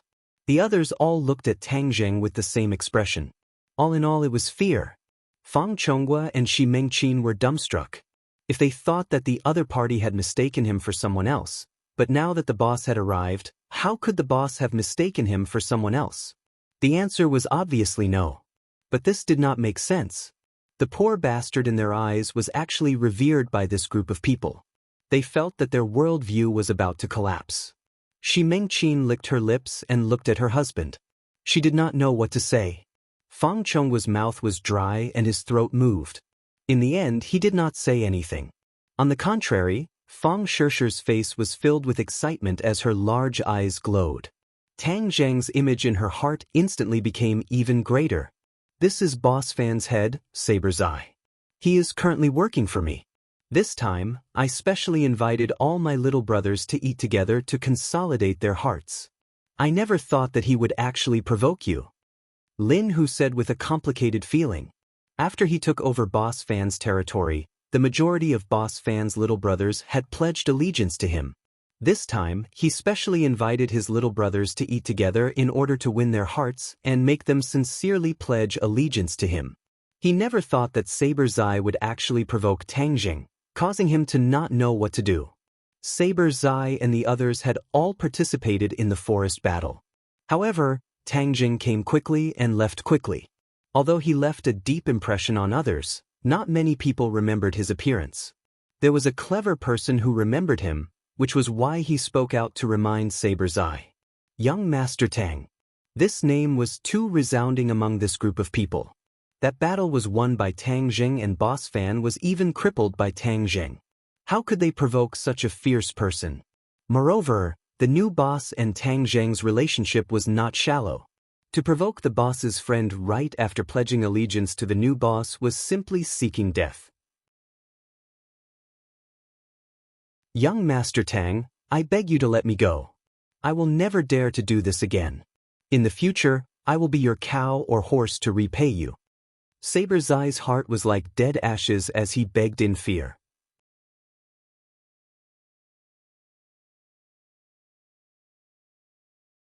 Chapter 111. Dao Zai was actually a person who dared to fight and was definitely not a coward, but he was currently a rootless duckweed. If he could not establish himself under the new boss, then his future days would be very difficult. The underworld was Jianghu. The people of Jianghu seemed to have a rich and colorful life, but in reality, how much bitterness was hidden was difficult for outsiders to know. Where there were people, there would be grudges. The grudges of Jianghu were even more endless, and the grudges were even more intense. Therefore, if a Jianghu person wanted to leave Jianghu, it would be very difficult unless they reached Huang Biao's level and did not fear the revenge of others.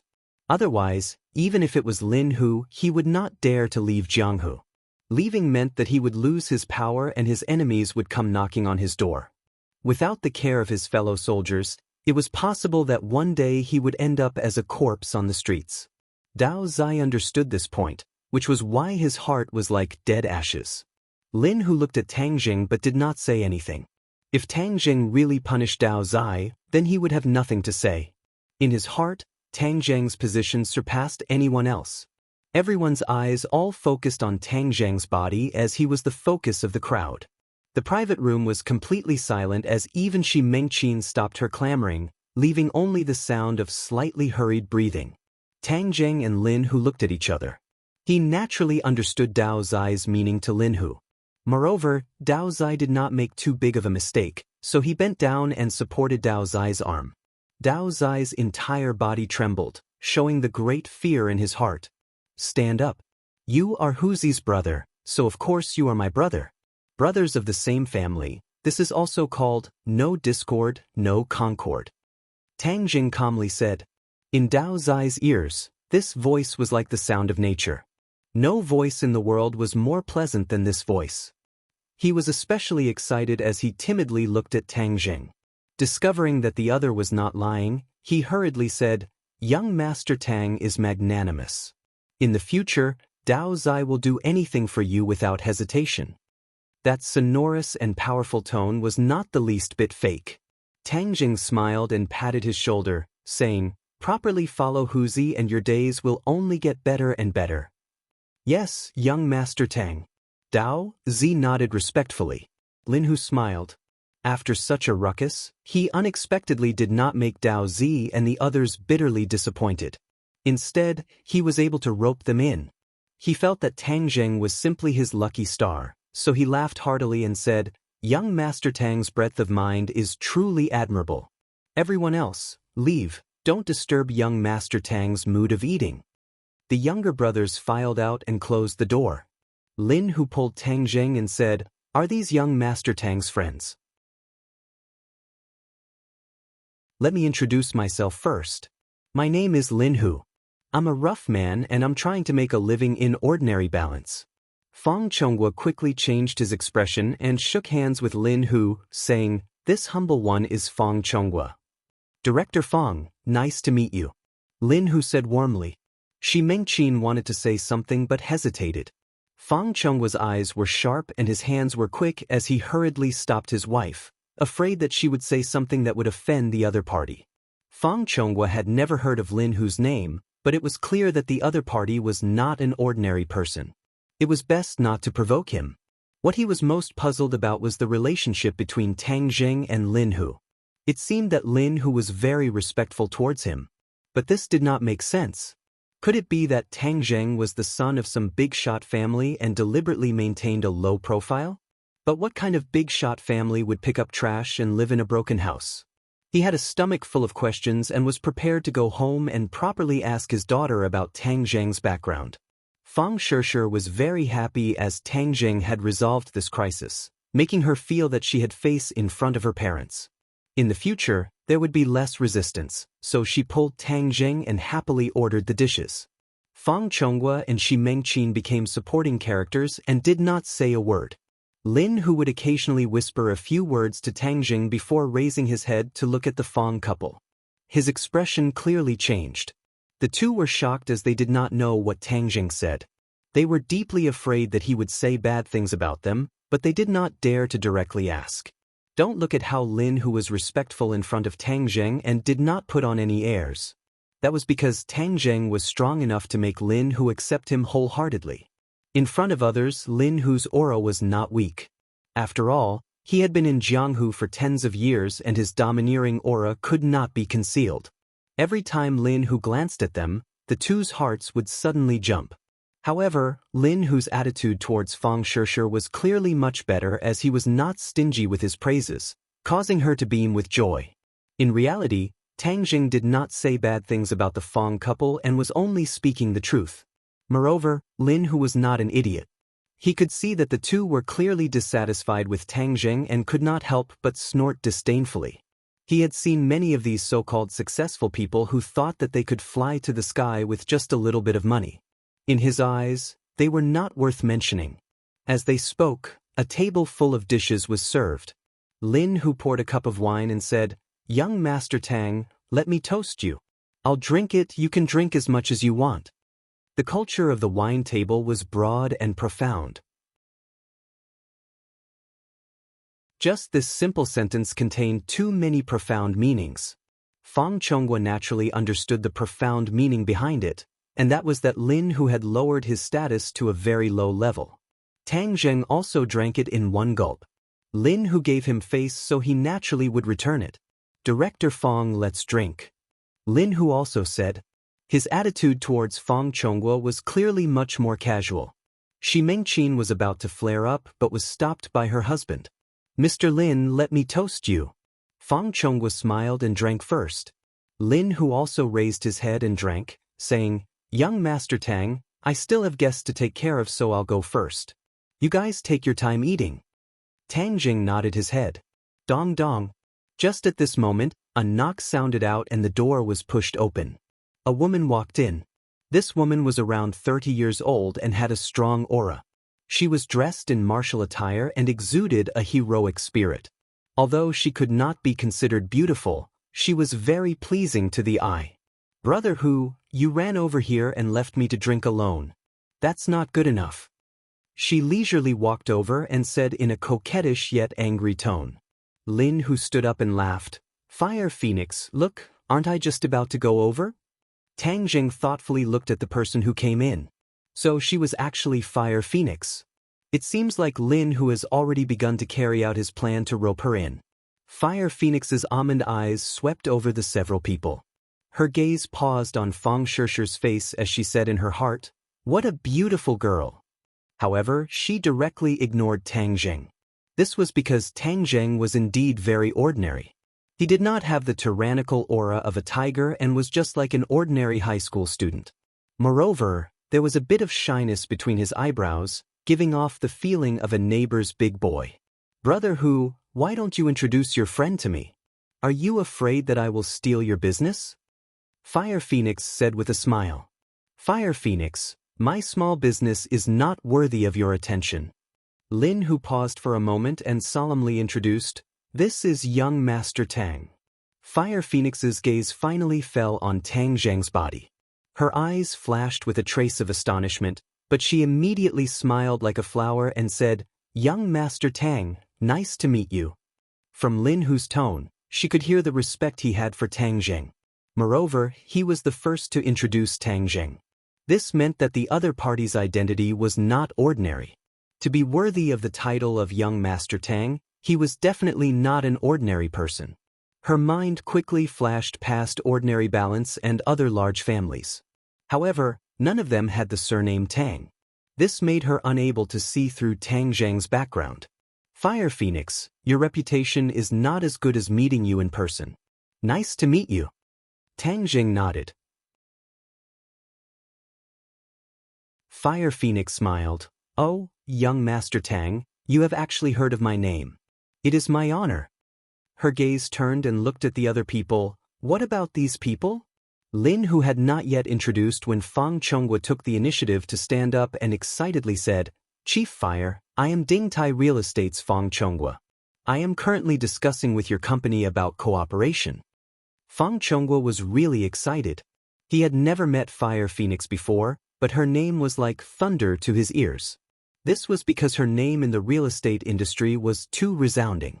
She had a construction company under her. The company was not large, but its strength was strong, especially in the area of demolition. Many of the difficult areas in ordinary balance were taken care of by her.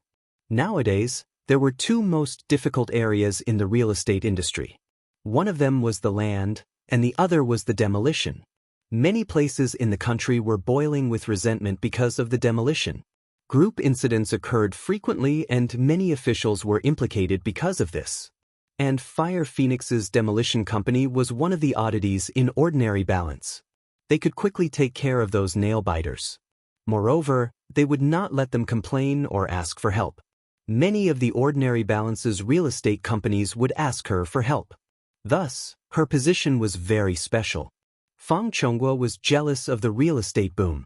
He had also set up a real estate company and painstakingly took over the land. But now, he was stuck in the demolition process, causing his work to stop. Seeing the money flowing out, his heart ached. He was so anxious that he was on fire. He tried to find Fire Phoenix through his connections, but to no avail. This was because Fire Phoenix was very busy.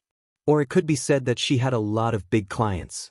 Thus, she did not want to see a small client like him. He never thought that he would actually meet Fire Phoenix. And this was all thanks to Tang Zheng. This made him have mixed feelings, but he was more happy because his problem could be solved. Fire Phoenix nodded and said, "Oh, so it's Chief Fang. Nice to meet you. If you had said earlier that you were Brother Hu's friend, then we would have cooperated a long time ago." Fire Phoenix's heart moved as she judged the other party's intention to find her. Naturally, since he was Lin Hu's friend, her attitude was a lot better. Fang Chonghua looked at Lin Hu with a complicated expression. He really could not guess what kind of person he was to have such a good relationship with Fire Phoenix. Fang Chonghua personally poured a cup of wine and said, "Chief Fire, I am fortunate to meet you today. Let me give you a toast. As for the matter of cooperation, I will go to your company tomorrow to discuss it with you." He held the wine cup and wanted to pass it to Fire Phoenix. Fire Phoenix did not accept it but looked at Lin Hu thoughtfully. From Lin Hu's attitude, she could see a lot of peculiarities. Lin Hu's attitude towards Fang Chonghua was cold, but he attached great importance to this young Master Tang. Fire Phoenix was a smart person, so how could she not understand the importance of this table? Thus, she smiled at Tang Zheng and said, "Young Master Tang, I wonder if I have the honor to drink with you?" What was called disparity? This was called disparity.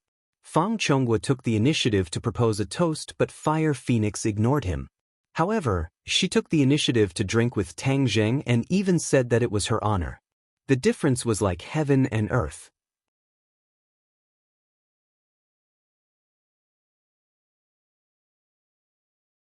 Chapter 112. Fang Chonghua embarrassedly put down his wine cup and awkwardly looked at the crowd as he never thought that his face would be swept away like this. Shi Mengqin finally could not bear it any longer as she fiercely slapped the table and said, "Tang Zheng, what is the meaning of this?" Lin Hu's eyebrows immediately wrinkled as he coldly stared at Shi Mengqin. If not for Tang Zheng's gaze stopping him, he would have already flipped out. Fire Phoenix glanced at Fang Shishir as if deep in thought. Her eyebrows blossomed into a smile as she said, "Then you guys eat first, I'll be leaving first." She then nodded towards Tang Zheng and walked out. "Huzi, you go accompany Fire Phoenix." Tang Zheng calmly said.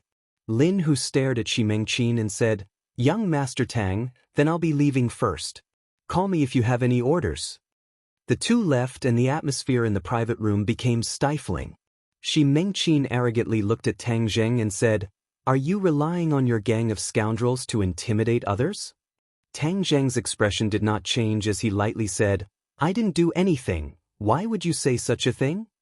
Look at those people's attitudes. Young Master Tang, they aren't even ashamed." Shi Mengqin really lost face today, and seeing Tang Zheng admit defeat, her imposing manner became even stronger. "Mom, you are making trouble without reason. Tang Zheng helped us resolve the problem, yet you still criticize him. You are too unreasonable. Fang Shishir was so angry that her face turned red. Shishir, I have raised you for so many years, yet now you are siding with an outsider. I am just stating the facts and speaking reason. I see that you don't have me as your mother in your eyes. What is so good about this little brat that he is worthy of you protecting him so wholeheartedly? He is good and I like him. Fang Shishir raised her head and said resolutely. Do. Shi Mengqin was so angry that her entire body trembled. Enough! Fang Chonghua slammed his hand on the table, causing the plates to jump up. His face was ashen as he angrily said, making such a ruckus, where are your manners? Shi Mengqin was also shocked as she rarely saw him so angry. She hurriedly comforted him, Chonghua, calm down. Don't lower yourself to this little brat's level. Fang Chonghua glared at her and said, You're the one who made me angry. What was wrong with you just now? Why are you yelling at Tangjing? Shi Mengqin was stupefied as she looked at her husband at a loss. She did not understand why her husband would say such a thing as she was clearly protecting his face. Shi Mengqin was just a full-time housewife who wholeheartedly wanted to transform herself into a noble lady. She didn't care about Fang Chonghua's career at all, so of course, she wasn't aware of the crisis he was currently facing. Although Fang Chonghua's attitude towards Fire Phoenix made her a little surprised, but she was already filled with anger, and seeing her husband being humiliated, she couldn't help but explode. Chonghua, I'm helping you. Help me? Hang, I think you're the one who's harming me. Fang Chonghua unhappily said, unable to accomplish anything, but good at spoiling things.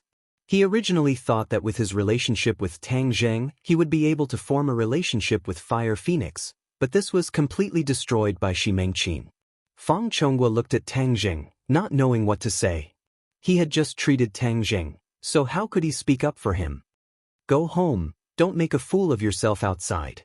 Shi Mengqin looked at her husband in alarm and then looked at Tang Zheng, her eyes flashing with hatred.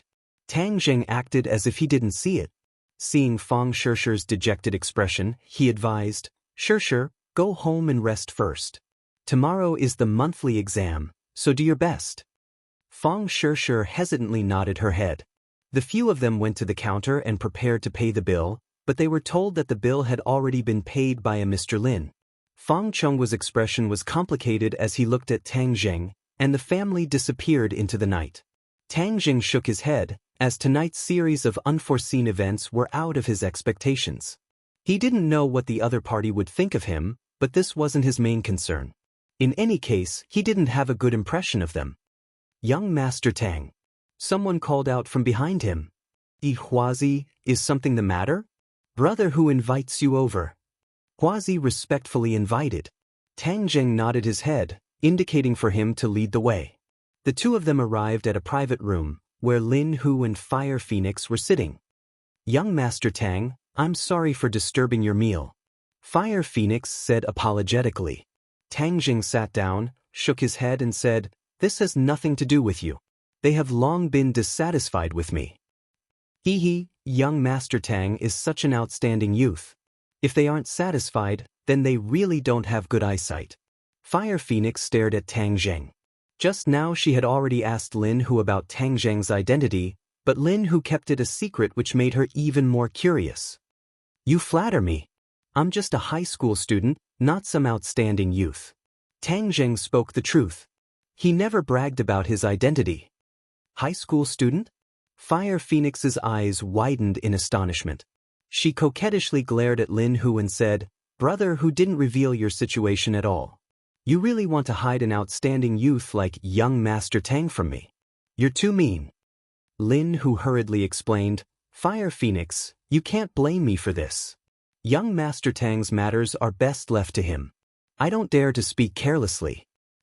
Oh, then I'm all ears. Young Master Tang, you don't mind talking about your great achievements to broaden my horizons. Fire Phoenix's aura was very strong, but this series of words made her seem approachable. There was a strong sense of intimacy. I don't have any great achievements. If you really want to talk about something that surpasses others, then it's my academic results that are a bit special. Tang Jing said with a smile. Academic results? Fire Phoenix snorted and laughed even more happily. This is the first time I've heard someone praise themselves like this. Then young Master Tang must be very powerful?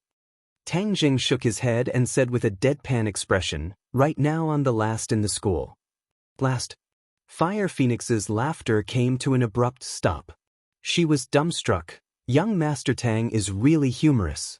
Interesting. But I'm very curious about young Master Tang and brother Hu's relationship. Fire Phoenix had been invited to participate in Lin Hu's dinner party. It could be considered as her understanding of his strength. After all, this time Lin Hu's victory was too unimaginable. She had no choice but to pay attention to it. This time she discovered that Tang Jing and Lin Hu's relationship was not shallow. Her intuition told her that Tang Jing was related to Lin Hu's rise. She could not explain the reason, but it was a feeling that she had cultivated for many years. Brother Hu and I are good brothers. Tang Jing said. Oh, I've never heard of you before. I wonder which family young Master Tang is from. I'll pay a visit some other day. Tang Jing shook his head. That won't be necessary. My house is just a rundown house. It can't accommodate a great god like you. Young Master Tang really likes to joke. The more Fire Phoenix listened, the more confused she became. She thought that the other party was unwilling to say, so she did not continue to ask. She changed the topic and said, just now I wanted to drink with young Master Tang but was not able to. Now I want to drink to my heart's content. Tang Jing did not refuse. Lin Hu had already filled 3 cups of wine and said, come, the 3 of yous will drink a cup first. The 3 people drank in one gulp. Fire Phoenix immediately launched an attack. She continuously drank with Tang Jing. Not long after, the bottle of wine was emptied. Lin Hu saw this and quickly advised, Fire Phoenix, who doesn't know that you won't get drunk even after 1,000 cups? Are you trying to get young Master Tang drunk? Hee, I see that young Master Tang's alcohol tolerance is not bad. When drinking with a close friend, 1,000 cups is not enough. It's been a long time since I drank to my heart's content. Today we must not leave until we are drunk. Young Master Tang, what do you say? Fire Phoenix's alcohol tolerance was very good. She wanted to get Tang Jing drunk and then get some information from him. Fire Phoenix, I'll drink with you.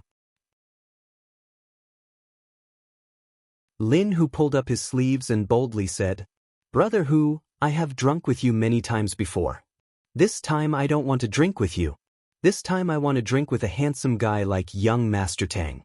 You go to the side. Lin Hu looked at Tang Jing inquiringly. It was clear that he was asking about his alcohol tolerance. Tang Jing rarely drank, but he could use his qi to dissolve the alcohol, so he was not afraid. Moreover, Fire Phoenix gave him a very good impression. In order to cooperate with her to deal with Hoodlum, he had to drink this wine. Good, then I will risk my life to accompany you. We will not leave until we are drunk. Tang Jing boldly said. The 2 people drank cup after cup of wine. Tang Jing's expression did not change, but Fire Phoenix's face gradually changed. It was bright red like a ripe apple. Lin Hu looked at the 2 people drinking with interest. He gradually saw the knack of it. Tang Jing's drinking was like drinking water. Moreover, the more he drank, the brighter his eyes became. This was very frightening. Lin Hu had never seen a person who could drink 1,000 cups without getting drunk, but Tang Jing clearly had this tendency. Fire Phoenix held the cup of wine and could not drink anymore. Her stomach was overturning and many things wanted to rush out. She knew that she had reached her limit. She had not drunk like this for many years, but seeing Tang Jing as if nothing had happened, she was both shocked and frightened. There was no one who could drink 1,000 cups without getting drunk. After drinking a few jeans of wine, the effect of the alcohol had far exceeded the limit of what the human body could bear. But Tang Jing was completely unaffected. This showed that he was using his internal energy to dissolve the alcohol. This was not a secret for martial artists. Fire Phoenix was also doing this, but after all, there was a time when one's internal energy was exhausted. So after drinking so much, her internal energy was no longer of any use. She was almost drunk. From this point, it showed that Tang Jing's internal energy was much higher than hers. Fire Phoenix suddenly realized why Lin Hu was so respectful to him. Just who was the one who taught this youth to have such profound internal energy in his teens? Fire Phoenix was a third-grade refining body. This showed that Tang Zheng was at least a fourth-grade refining body. This was even more powerful than Huang Xiang in the past. Fire Phoenix did not dare to continue thinking because her thoughts were gradually becoming chaotic. She could not drink anymore, or else she would be making a fool of herself. Young Master Tang is good. Fire Phoenix, humbly admit defeat. Fire Phoenix gave a thumbs up and praised. Tang Jing smiled and put down the cup. He had his internal energy to dissolve the alcohol, which was much more powerful than a martial artist's internal energy. He really could drink 1,000 cups without getting drunk. It was just that his stomach was a little uncomfortable. After eating and drinking, Brother Hu, now we can talk about the purpose of your invitation. Fire Phoenix let out a long breath and used her internal energy to suppress the effects of the alcohol. She maintained the last trace of clarity in her mind and lightly said,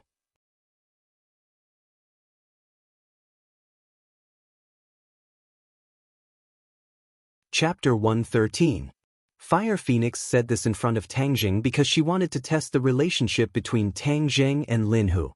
She guessed that Lin Hu must have something important to say to her. It probably had something to do with his future plans. If this matter did not allow Tang Zheng to avoid suspicion, then it could explain a lot of problems. Translator, Atlas Studios editor, Atlas Studios. Who would have thought that Tang Zheng would take the initiative to stand up and cup his hands and say, "Then you can continue talking, I'll go home first." Fire Phoenix looked at him with astonishment.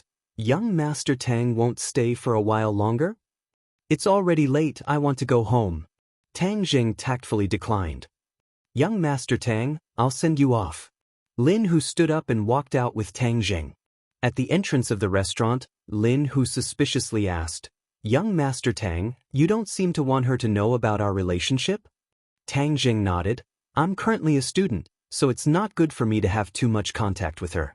Moreover, I've already said very clearly that you can handle matters in the underworld by yourself. Only when needed will I make a move. I understand. I see that Fire Phoenix is very sincere, so this cooperation should be quite pleasant. Lin Hu speculated. Then I'll work hard. Tang Jing waved his hand and walked home. Lin Hu looked at his back and thought for a while before turning around and returning to the private room. Fire Phoenix, I won't beat around the bush. This time I've taken over Boss Fan's territory and will definitely attract Hoodlum's attention. You know that I'm not Hoodlum's opponent, so I want to ask for your help. Oh, you want to ally with me to go against Hoodlum?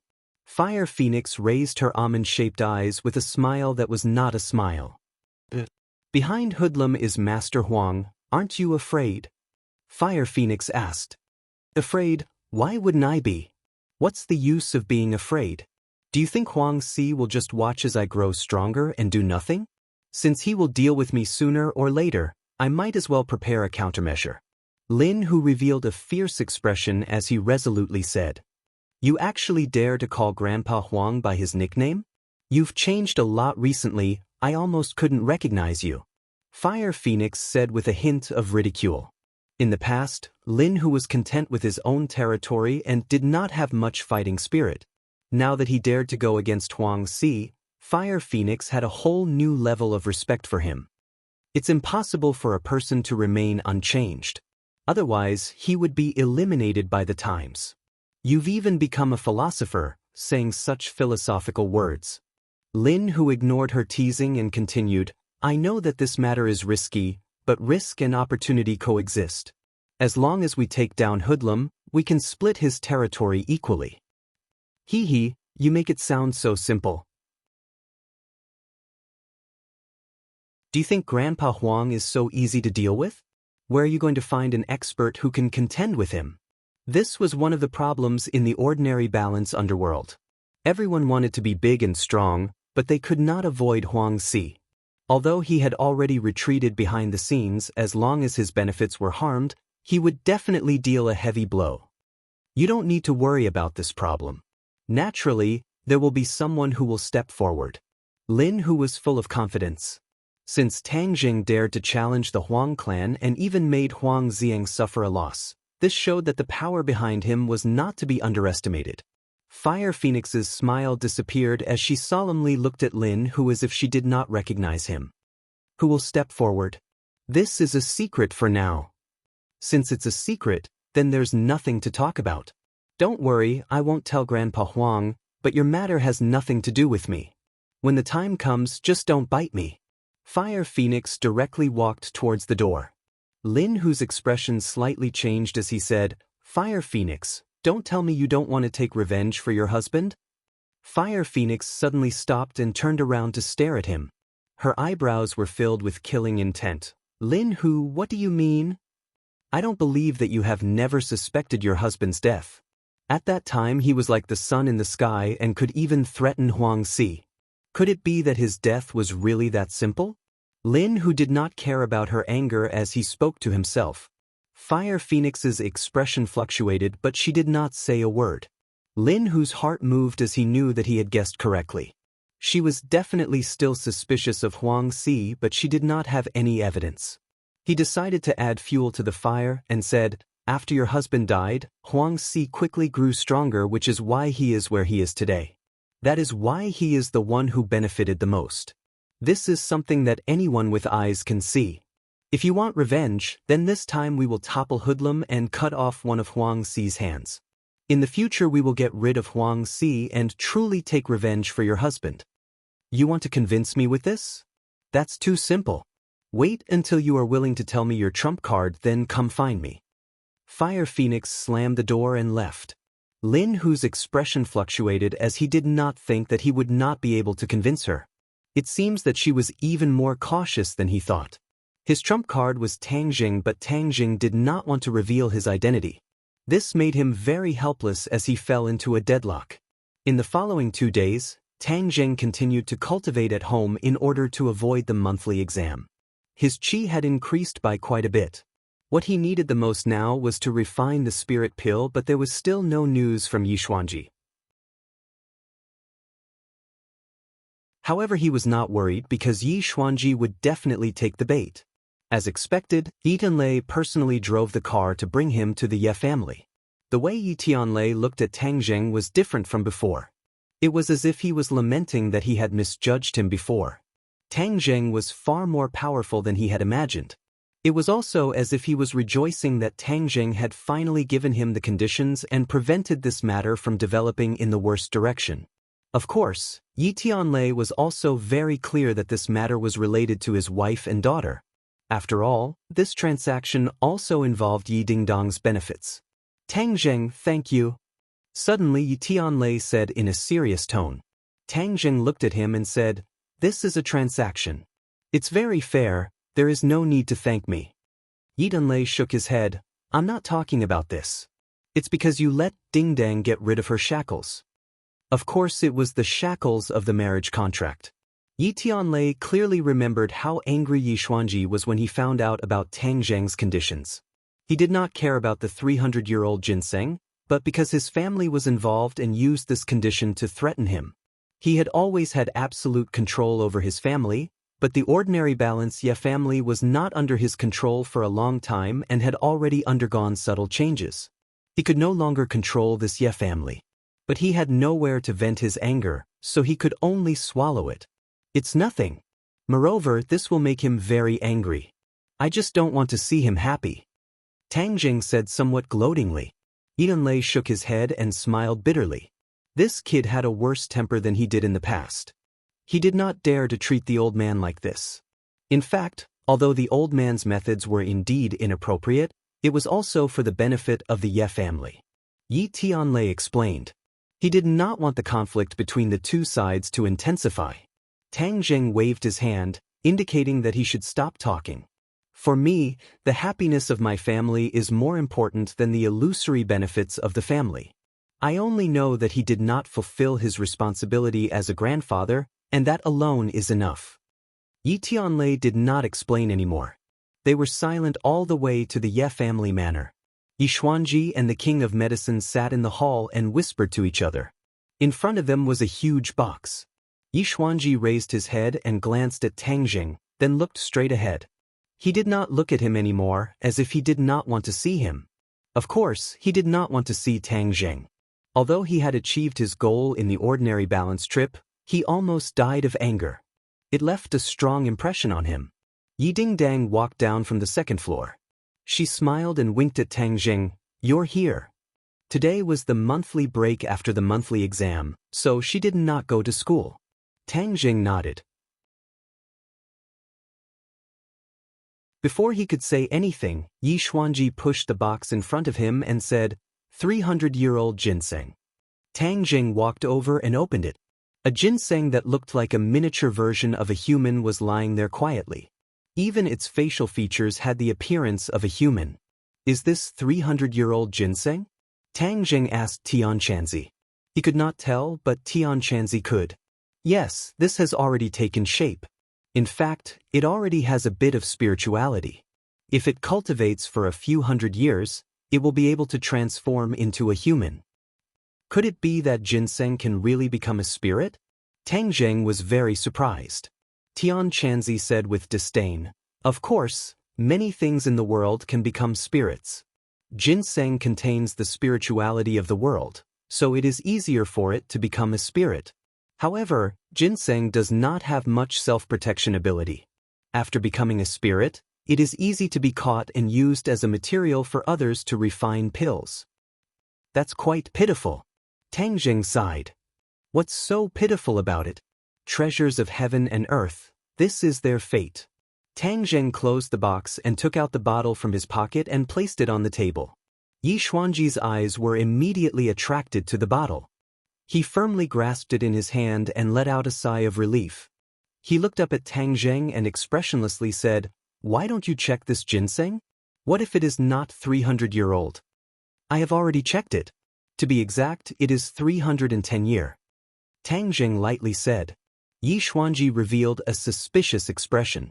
He only knew that this was indeed 300-year-old ginseng, but he did not know how old it was. This thing was not as easy to find as gold and silver. He spent a lot of effort and a lot of money to find it. The king of medicine could not help but raise his eyebrows and asked, "Tang Jing, how do you know this is 310-year ginseng?" "I can tell." Tang Jing was still as calm as ever. There was a kind of steadiness and calmness that was completely inconsistent with his youth. The king of medicine smacked his lips and said, "In the past, my teacher also taught me a method to determine the age of ginseng, but it was not as accurate as yours. I could only tell that it was between 350-year-old. I never thought that you would be able to determine its exact age with just a glance." Tang Jing curled his lips. "This was what Tian Chanzi told me, so of course I can determine it." "This method of identification must have been taught to you by your teacher, right?" The king of medicine somewhat enviously asked. Tang Jing continued to push the responsibility to his non-existent teacher. "Can you say it for me to see?" "Don't worry, I will exchange it with other things." "Tian Chanzi, how did you determine it?" Tang Jing could not help but be curious. "It is to sense the spirit of the ginseng. When your cultivation is high enough, you will naturally be able to do it." "This old guy is not good," Tian Chanzi said. "Senior king of medicine, this method is not suitable for you," Tang Jing honestly said. The king of medicine regretfully shook his head and did not speak.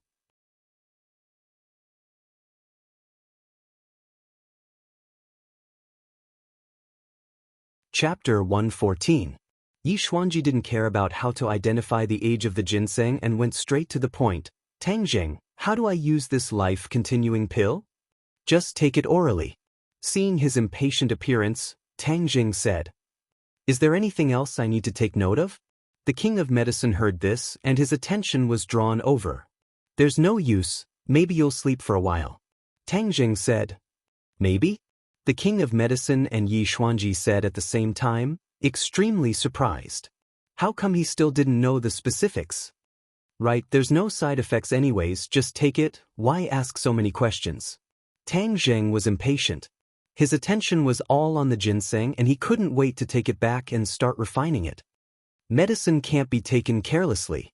If you don't clearly tell me how to take it, how would I dare to take it? Moreover, There's only one pill. If I don't take it properly, wouldn't it be wasted? Yi Xuanji said unhappily. This was a life-saving pill and there was only one of it, so he couldn't help but be careful. I said just take it directly. If you don't believe me, then pretend I didn't say anything. Tang Zheng was too lazy to waste his breath on him. The king of medicine remembered that Mu Hongyan mentioned Nana's treatment process. He understood and said, "Old friend Xuanji, just listen to Tang Zheng and take it directly." Uptak seeing that the king of medicine was very confident, Yi Xuanji's heart finally fell to the ground and said, "Then I'll go back to my room." "I'll go with you." The king of medicine also wanted to see the miraculous effects of the life-continuing pill. Remember the other condition. Ding Dang and Song Yu's engagement is cancelled. Tang Zheng saw that the other was so happy that he forgot himself and solemnly reminded him. "Got it." Yi Xuanji didn't even turn his head and coldly snorted and went back to his room. Tang Zheng picked up the box and left. Yi Ding Dang chased after him and sincerely thanked him. She watched as Tang Zheng's car disappeared from her sight. At this moment, the shackles on her body were completely broken. She felt as free and relaxed as a swallow. When Tang Zheng returned home, he impatiently closed the door and took out the 9 revolving pill furnace from under his bed. The outer walls of the furnace were still blue, but this time it was spotless. The 9 revolving pill furnace is a magic treasure. As long as its spirituality is awakened, how could it be contaminated with dust? Tian Chanzi explained. Tang Zheng suddenly realized that it was indeed a treasure. He didn't even need to clean it. He then took out a large bag of medicinal ingredients. These were all bought from the pharmacy and cost him 200,000, which was more than the last time he refined the life-continuing pill. Because the spirit-gathering pill was a pill that required long-term consumption, he had to refine more of it, which was why he had bought so many raw materials. However, he didn't pour all of it into the furnace at once. This was his first time using the 9 revolving pill furnace and he wasn't sure of the specifics, so he decided to test it out first.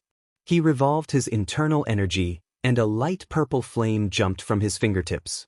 He only saw a light point, and the flame flew into the 9 revolving pill furnace. The purple light immediately illuminated the inner walls of the furnace, giving it a mysterious feeling. He then placed a bag of medicinal ingredients into the pill furnace. The flames immediately enveloped the medicinal ingredients. In almost an instant, all the medicinal ingredients turned into liquid spheres. They were sparkling and translucent as they floated within the pill furnace. Traces of gas rose from the spheres. These gases are impurities. The 9 revolving pill furnace will automatically remove them. Tian Chanzi explained. A magic treasure and a first-grade true fire refining pill, it was really different from the last time Tang Zheng refined the life-continuing pill. It was much more professional and much more advanced. Tang Zheng stared at the sphere and found that it was getting smaller and smaller. This was because the medicinal properties were condensing and condensing. He carefully opened the box, took out the ginseng, and prepared to cut a part of it with a knife and throw it into the furnace at the right time. "Don't kill me, I beg you, don't kill me." Suddenly, a faint voice sounded, and Tang Zheng stopped in surprise, looking around. "Tian Chanzi, did you hear someone talking?" "Talking? Who is talking? There are only the 2 of us here, who else is talking?" Tian Chanzi was baffled. Tang Zheng scratched his head. Could it be that he was hallucinating? He was just about to cut the ginseng when the voice sounded again, and this time it was even clearer. He dared to conclude that it was not a hallucination. "I beg you, don't kill me." This pleading voice was very faint, as if a person was speaking weakly, making people feel pity. "For you?" Tang Zheng asked in a frightened voice. Could it be that he saw a ghost? He was clearly the only person in this room. "Little brat, are you crazy? What kind of messy voice is this?" Tian Chanzi suspiciously said. "Shoo, quiet, listen, there really is a voice," she is still saying. "Who are you? Quickly speak, otherwise I will not be polite." Tang Zheng clenched the fruit knife in his hand. "I am in your hand," the voice weakly said. "In my hand." Tang Zheng looked down. In his right hand was a fruit knife, in his left hand was a ginseng. It should not be a fruit knife. His eyes could not help but be attracted by the ginseng. Could it be that this ginseng has become a spirit? Didn't Tianchanzi say that a 300-year-old ginseng has not become a spirit? Are you a ginseng? Tang Jing asked tentatively. That's me. What? Tang Jing opened his eyes wide. This ginseng has really become a spirit. Tianchanzi also noticed the strangeness and hurriedly asked, Little brat, what is going on? Are you talking to this ginseng? Yes, this ginseng has become a spirit. Didn't you say that it is impossible for a 300-year-old ginseng to become a spirit? Tang Jing asked in a bad mood. This Tianchanzi boasted so much, how could he drop the ball at such a crucial moment? Impossible, how can a 300-year-old ginseng become a spirit? I have seen many 300-year-old ginseng before, but I have never seen or heard of such a situation. Tianchanzi flatly denied. Hey, ginseng, then speak a bit louder, let this old man also hear. Woo, don't kill me, don't kill me. The voice became clearer, it was a girl's voice, and she was crying.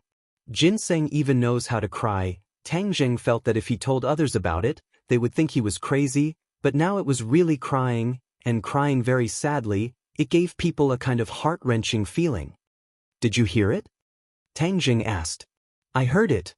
Tianchanzi was silent for a moment, and then said in disbelief, What the hell, a 300-year-old ginseng really became a spirit? How is that possible? Don't talk about whether it is possible, what should we do now is the most urgent matter. Tang Jing urged. This was the first time he faced such a difficult problem. Throw it into the alchemy furnace. Do you still need me to teach you this? But it has already become a spirit. Tianchanzi indifferently said, So what if it has become a spirit? A spirit can also be used in alchemy, and the effects are even better. Didn't I tell you, even those 600-700-year-old ginseng that took human form were caught and refined into alchemy pills? This one of yours only has a little bit of spirituality. Tang Jing swallowed a mouthful of saliva. It had taken human form and was still being pulled into alchemy. It sounded like a living person was being thrown into an alchemy furnace. Just thinking about it made him feel cold all over. It's almost time to add the catalyst. Are you still going to refine it or not? Tianchanzi urged. Tang Jing was distraught. He was unable to decide what to do. He did not have the mental fortitude of Tianchanzi. Listening to the pitiful begging voice that lingered in his ears, he really could not do it. There is no other way. There is no other way. Don't tell me you don't want the spirit-gathering pill? Of course I want it. I mean the middle way. We can both refine the spirit-gathering pill and protect this ginseng. Really troublesome. Tianchanzi impatiently muttered. He thought for a moment, then said, It's not that there is no other way. You can cut off its roots and put them into the alchemy furnace. This can also refine a portion of the spirit-gathering pill, but the effects will be reduced a bit. If I cut off those roots, it won't die, right? Die my ass, how could it die so easily? Life contains the essence of the world. Unless you throw its entire body into the alchemy furnace, it won't die. Hurry up, don't dawdle, otherwise the crucial moment will pass. All right, then I'll listen to you this time. Oh ginseng, don't cry, I won't kill you, I'll just cut off a bit of your roots. Tang Jing softly comforted. The crying actually came to an abrupt stop. Tang Jing thought it was really amazing. He calmed his mind and carefully cut off the roots. The cut was actually dark red like blood, just like human flesh. Tang Jing was shocked. Tianchanzi calmly said, Since it has already become a spirit, then it's just like a human, what's there to be surprised about, hurry up.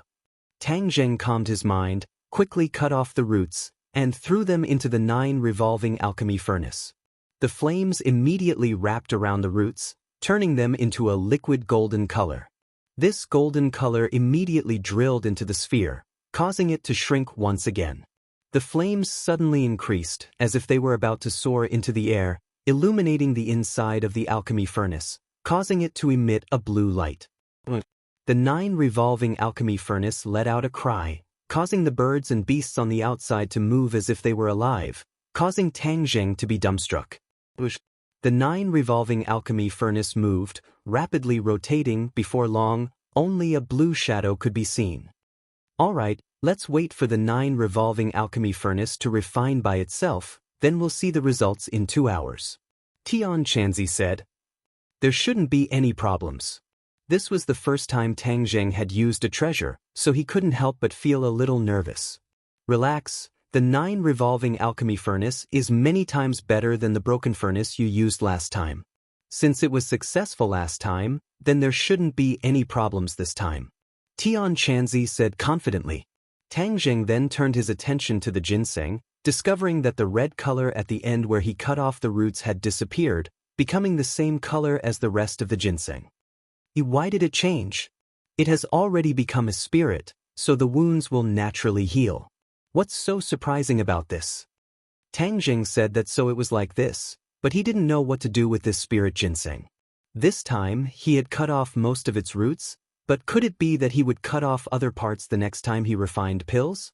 Tang Zheng couldn't bear to do it. What should I do now? Tang Zheng could only ask Tian Chanzi for advice. You really don't want to refine it?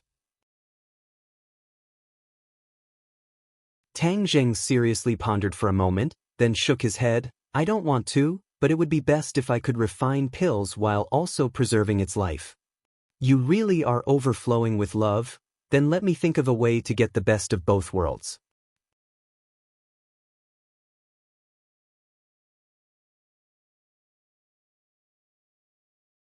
Chapter 115. Tian Chanzi really thought of a way to get the best of both worlds, which was to let the ginseng grow and maintain its life. When it was time to refine the spirit-gathering pill, he could cut off its roots. This way, he could maintain a long-term supply. Tang Zheng's eyes lit up as he said, why didn't you say this method earlier? If I refined it in one go, where would I find 300-year-old ginseng in the future? So this method is the best. Tian Chanzi was stunned for a moment. He couldn't help but admit that Tang Zheng was right. He had actually overlooked this problem. Heng, you little brat, you just stumbled upon it. Right now, we should first figure out what is going on with this ginseng. I still don't believe that 300 years old ginseng can become a spirit. Something must have happened. Tian Chanzi said. Tang Zheng curled his lips. Seeing is believing, this isn't fake, right? Tian Chanzi ignored Tang Zheng and fiercely asked, Little ginseng, hurry up and tell me why you became a spirit. If you don't tell me, I will throw you into the 9 revolving pill furnace. Woo woo woo. The ginseng was frightened by the sound of crying. Tang Zheng laughed loudly. Tian Chanzi, you are an expert. Look, you scared the ginseng into crying. Tian Chanzi resentfully said, This little ginseng's courage is too small, but if you don't be a bit fierce, how could it tell the truth? TSK, when asking questions, you have to be polite and gentle, understand? Let me give it a try. Tang Zheng deliberately attacked Tian Chanzi. Now, he was not afraid of Tian Chanzi. Instead, he would sometimes tease him. The atmosphere was quite good. Ginseng, don't cry. I'm not a bad person. Didn't you hear me? I won't refine you anymore. I will raise you and let you live well. Tang Zheng gently said, as if he was a strange uncle trying to trick a little girl. The crying suddenly stopped and a timid voice choked with sobs asked, Really? Of course it's true. Tang Zheng patted his chest and guaranteed. But Grandpa said that many humans are very cruel.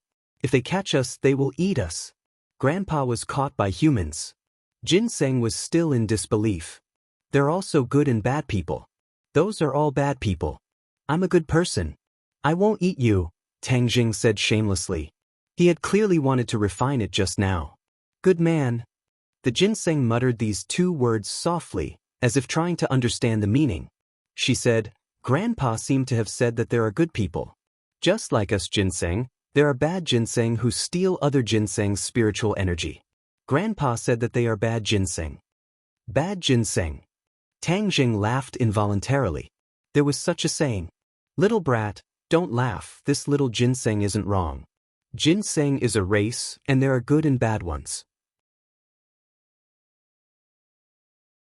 Some of them absorb the spiritual power of other ginseng to speed up their own cultivation, but this can only be done by a ginseng that can transform into a human form.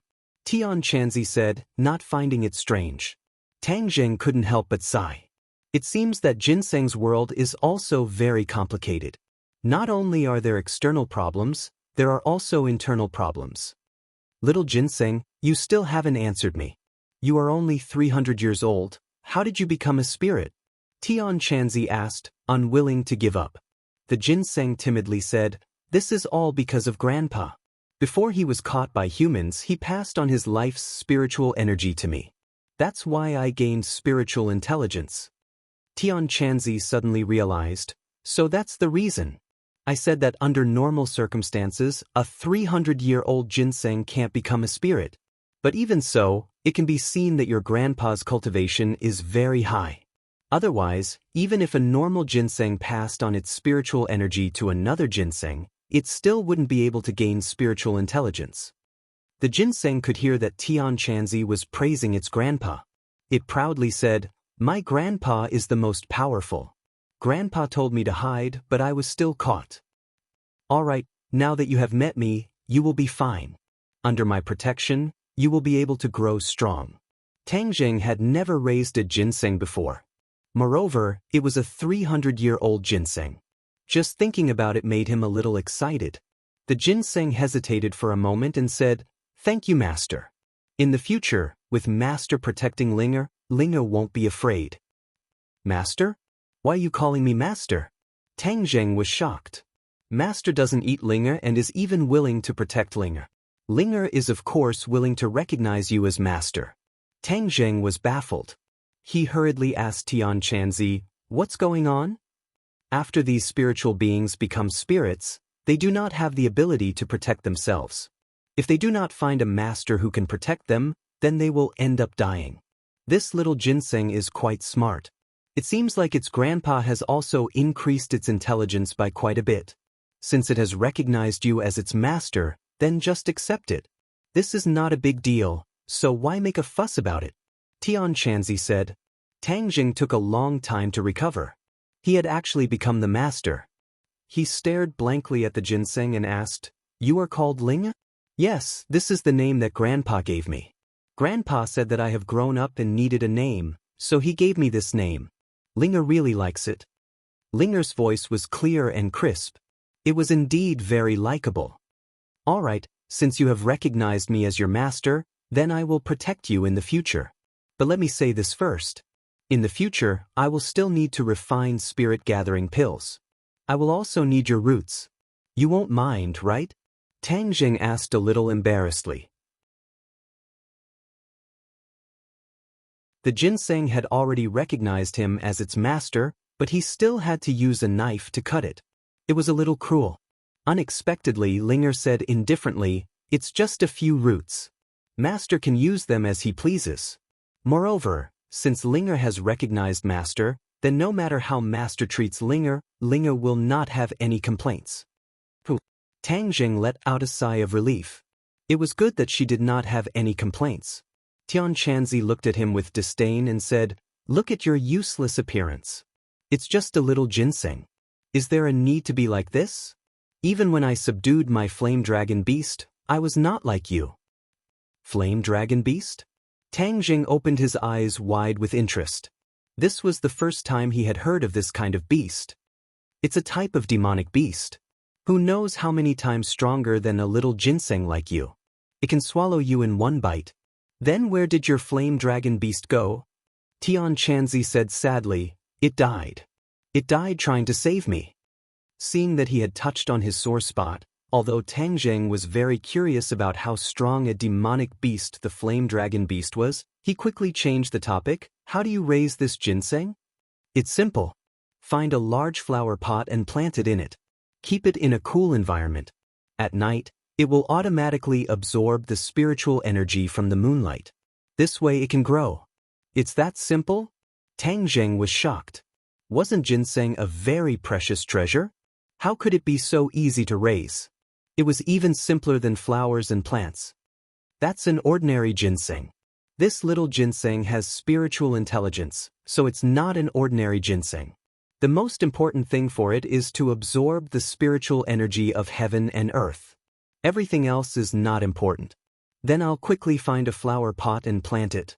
Tang Zheng said, don't be in such a hurry. I haven't finished speaking. Do you want to raise ginseng in this shabby house? So what if it's a shabby house? This is my home.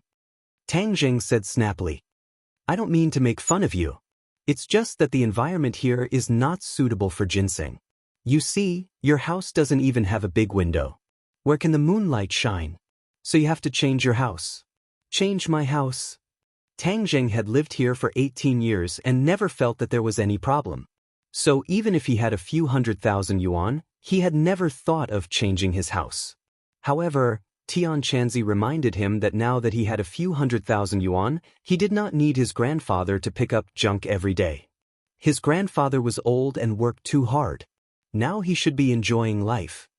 This is an urgent matter. Moreover, your house has a treasure like the 9 revolving alchemy furnace. Aren't you afraid of being robbed? Tian Chanzi reminded. Robbed? Tang Jing looked around. It really could be considered a house with 4 bare walls. He could not help but laugh. Do you think there will be a stupid thief who will visit my house? Tian Chanzi was speechless. Indeed, there was no stupid thief who would visit this place. It's better to be safe than sorry. Haven't you heard of the phrase, prepare for a rainy day?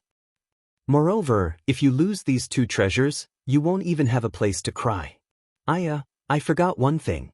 The little ginseng reminded me. It seems that I haven't done this for so many years that I almost forgot. Since you have these 2 treasures, you should go through the master recognition ceremony. Didn't the Linger already recognize me as its master? Tang Jing said, puzzled. That is only a verbal acknowledgement. There is still a ceremony. You have to cut your finger and drip a drop of blood on the little ginseng. That is the true master recognition ceremony. Later on, there will be a connection between the 2 of you. Even if it is stolen, you can use this connection to find it. Tang Jing was overjoyed. There was such a good thing. If there was no Tian Chanzi, then even if he had these treasures, he would be at a loss. After you drip a drop of blood on it, it will not betray you. It will be your servant for life. In addition, when you drip a drop of blood, recite this incantation and it will naturally succeed. There is an incantation. Of course.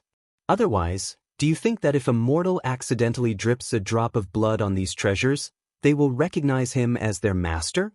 How can there be such a good thing? Tang Jing carefully thought about it. It was true. These treasures had been passed around for so many years. If one was not careful, then wouldn't it be possible for them to be stained with blood? Tang Jing used a fruit knife to cut his finger. Dark red blood flowed out. At the same time, he recited an incantation. The qi in his body poured into the drop of blood. The drop of blood fell on top of the ginseng. It was as if the blood had come alive. It quickly spread on the surface of the ginseng and seeped into the insides. It completely disappeared without a trace, as if it had never appeared. Tang Jing's eyes widened as he looked at this scene in amazement. Master, thank you. Linger's voice sounded in his mind. In the future, when you communicate with it, you don't need to speak. Just like with me, you can think directly in your mind. It will naturally respond. Tian Chanzi said. Tang Jing nodded. This was a lot more convenient. I still need to drip a drop of blood on the 9 revolving pill furnace to recognize it as its master. Of course. Tang Jing turned his gaze to the 9 revolving pill furnace. The furnace's rotation had already slowed down. The refining of the spirit pills was about to be completed. He became excited. How many spirit pills would he be able to refine this time?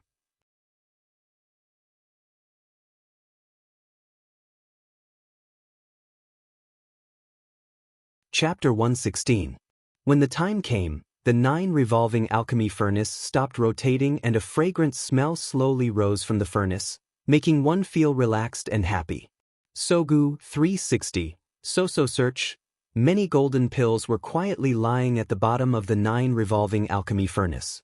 These were obviously spirit-gathering pills. The refining was a success. Tang Jing quickly took out a bottle to collect them. 1, 2, 3, 20 pills. Tang Jing filled 2 bottles and was pleasantly surprised. How did you refine so many pills this time? 20 pills should last for a long time?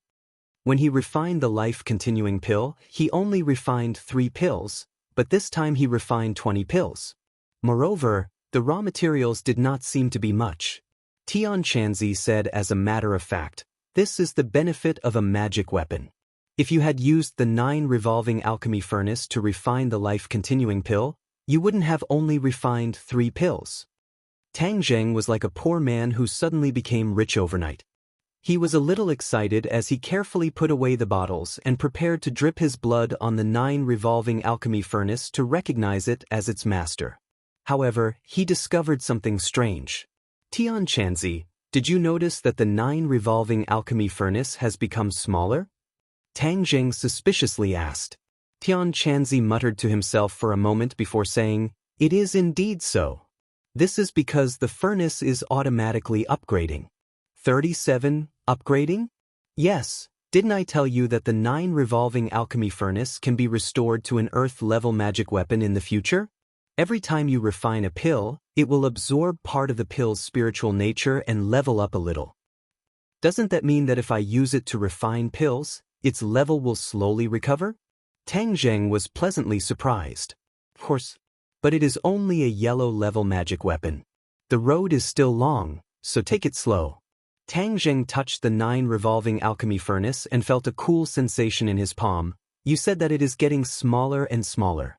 If it turns into the size of a fist, wouldn't it be easier to carry around?" A high-level alchemy furnace can freely expand and contract. The space inside is beyond your imagination. I even heard that it can form a world of its own. Is it that exaggerated? Tang Zheng was extremely shocked. That's just a legend, but I've never heard of anyone's alchemy furnace forming a world of its own. That's something that can only be looked at but not touched. Brat, don't bite off more than you can chew. You'd better hurry up and bind it with your blood. Tang Zheng followed the previous procedure and dripped his blood onto the 9 revolving pill furnace. With a flash of azure light, he and the 9 revolving pill furnace had a mysterious connection. Even if he closed his eyes, he could still feel the existence of the 9 revolving alchemy furnace. However, the 9 revolving alchemy furnace did not speak like Linga. Now that the soul-amassing pill had been successfully concocted, Tang Zheng was finally able to settle one of his worries. He was not in a hurry to practice martial arts, but instead went to buy a house. This was something new. It was not as easy as practicing martial arts. When he casually walked into a bright and clean sales hall, he did not know what to do. However, his problem was immediately solved because the saleswoman took the initiative to welcome him. Tang Zheng began his journey of buying a house with excitement and novelty. However, there were some people who were not excited at all. In fact, they were quite nervous. Fang Chongguo was sitting outside an office, looking at the people coming and going. His expression was a bit absent-minded. He specifically came to visit Fire Phoenix. After experiencing that night, he hesitated for a few days but still came. Because there was no way to proceed with the demolition, the money was still pouring in. If this real estate project stopped, then he would go bankrupt. His funds were linked to one another. As long as there was a mistake, then he would lose everything. He could not afford to lose. "Manager Fang, our manager Fire invites you in." Fang Chonghua stood up and quickly followed the secretary into the office.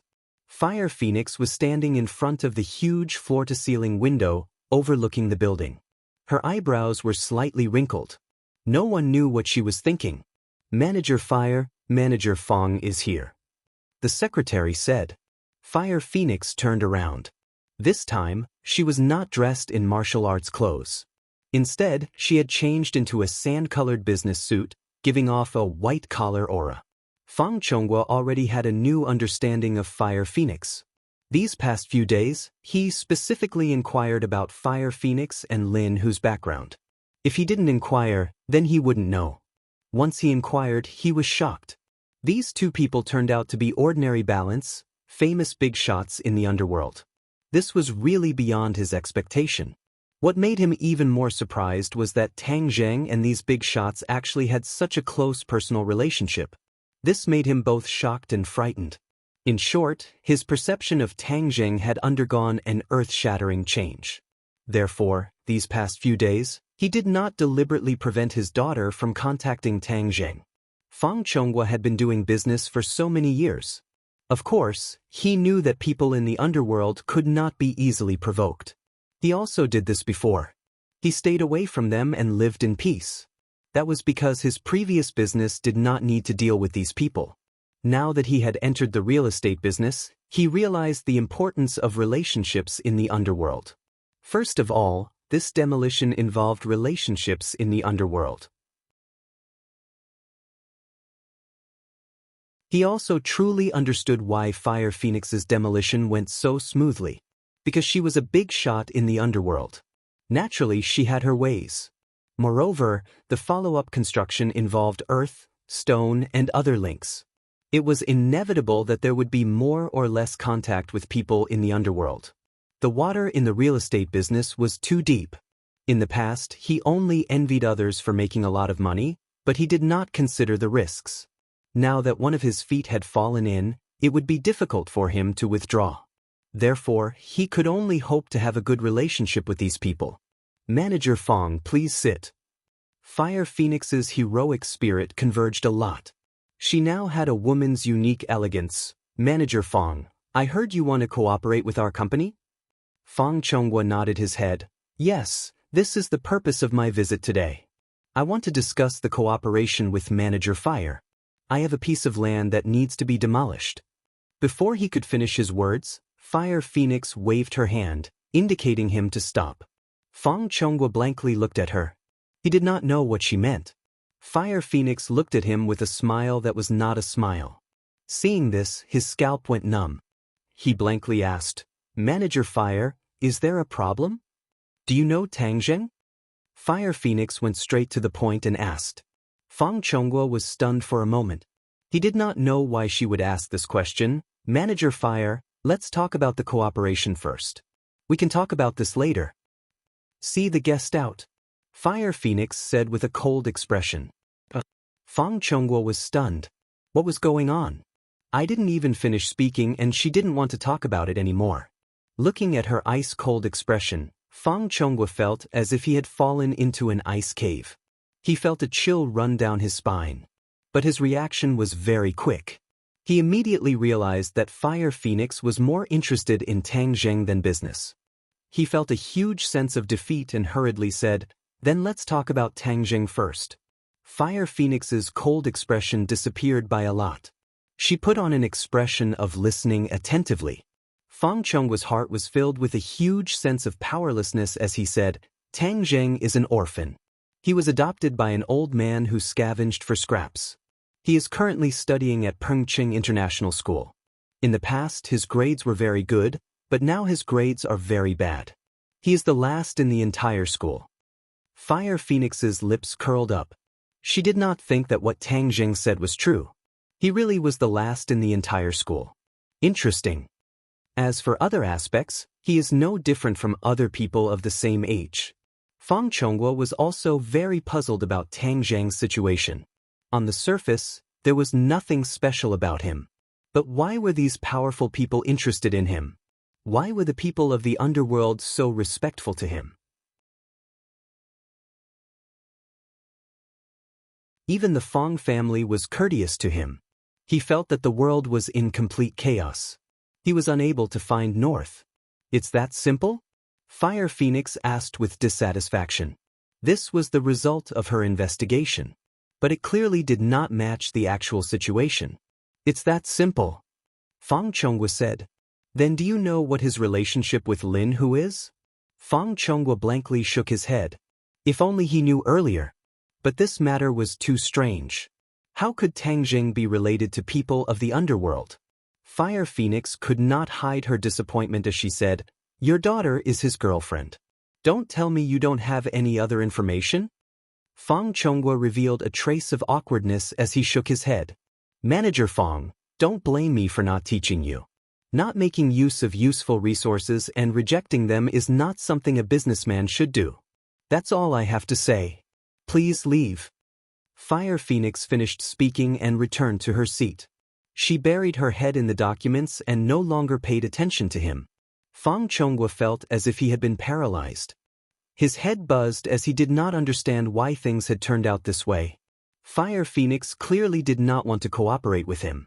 If not for wanting to inquire about Tang Zheng's information, she probably would not have even met with him. He really wanted to get angry. It has been many years since he had been angered like this. But in the end, the wolf had the upper hand. Fire Phoenix was the boss of the underworld. To go against her, he was tired of living. He stood up in a daze. He did not even know how he left the office. Walking on the street, he looked up at the sun. The glaring sunlight made him squint his eyes. But his eyes were still lifeless. He really wanted to roar towards the sky. But he knew that it was useless. He resentfully looked back at Fire Phoenix's office with an indescribable look of dismay. Could it be that this time I really can't pass this hurdle? I have worked hard for most of my life and finally achieved what I have today. Could it be that because of this matter, I will lose everything? He was not willing. But what was the use of this? Fire Phoenix clearly did not want to help him. Who could he look for? Business friends? Don't joke around. Others could not wait for him to be unlucky. In business, there was too much deception. How could there be real friends? Everyone was together because of benefits. If they could hit him while he was down, the other party would definitely not mind ruthlessly stepping on him. Don't blame me for not teaching you. Not making use of useful resources and rejecting them is not something a businessman should do. Fire Phoenix's words suddenly popped up in his mind. He was shocked. These words were not simple. There was a deeper meaning behind them. This useful resource was obviously referring to Tang Zheng. Yes, Fire Phoenix was interested in Tang Zheng. As long as Tang Zheng opened his mouth, Fire Phoenix would definitely agree. Then this stalemate could be broken. Tang Zheng was the person who would break this stalemate. He was like a person walking in the desert who suddenly saw water. Every cell in his body was activated. His brain was unprecedentedly active. His listless eyes gradually brightened up.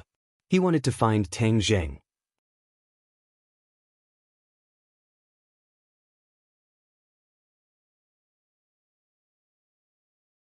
Chapter 117.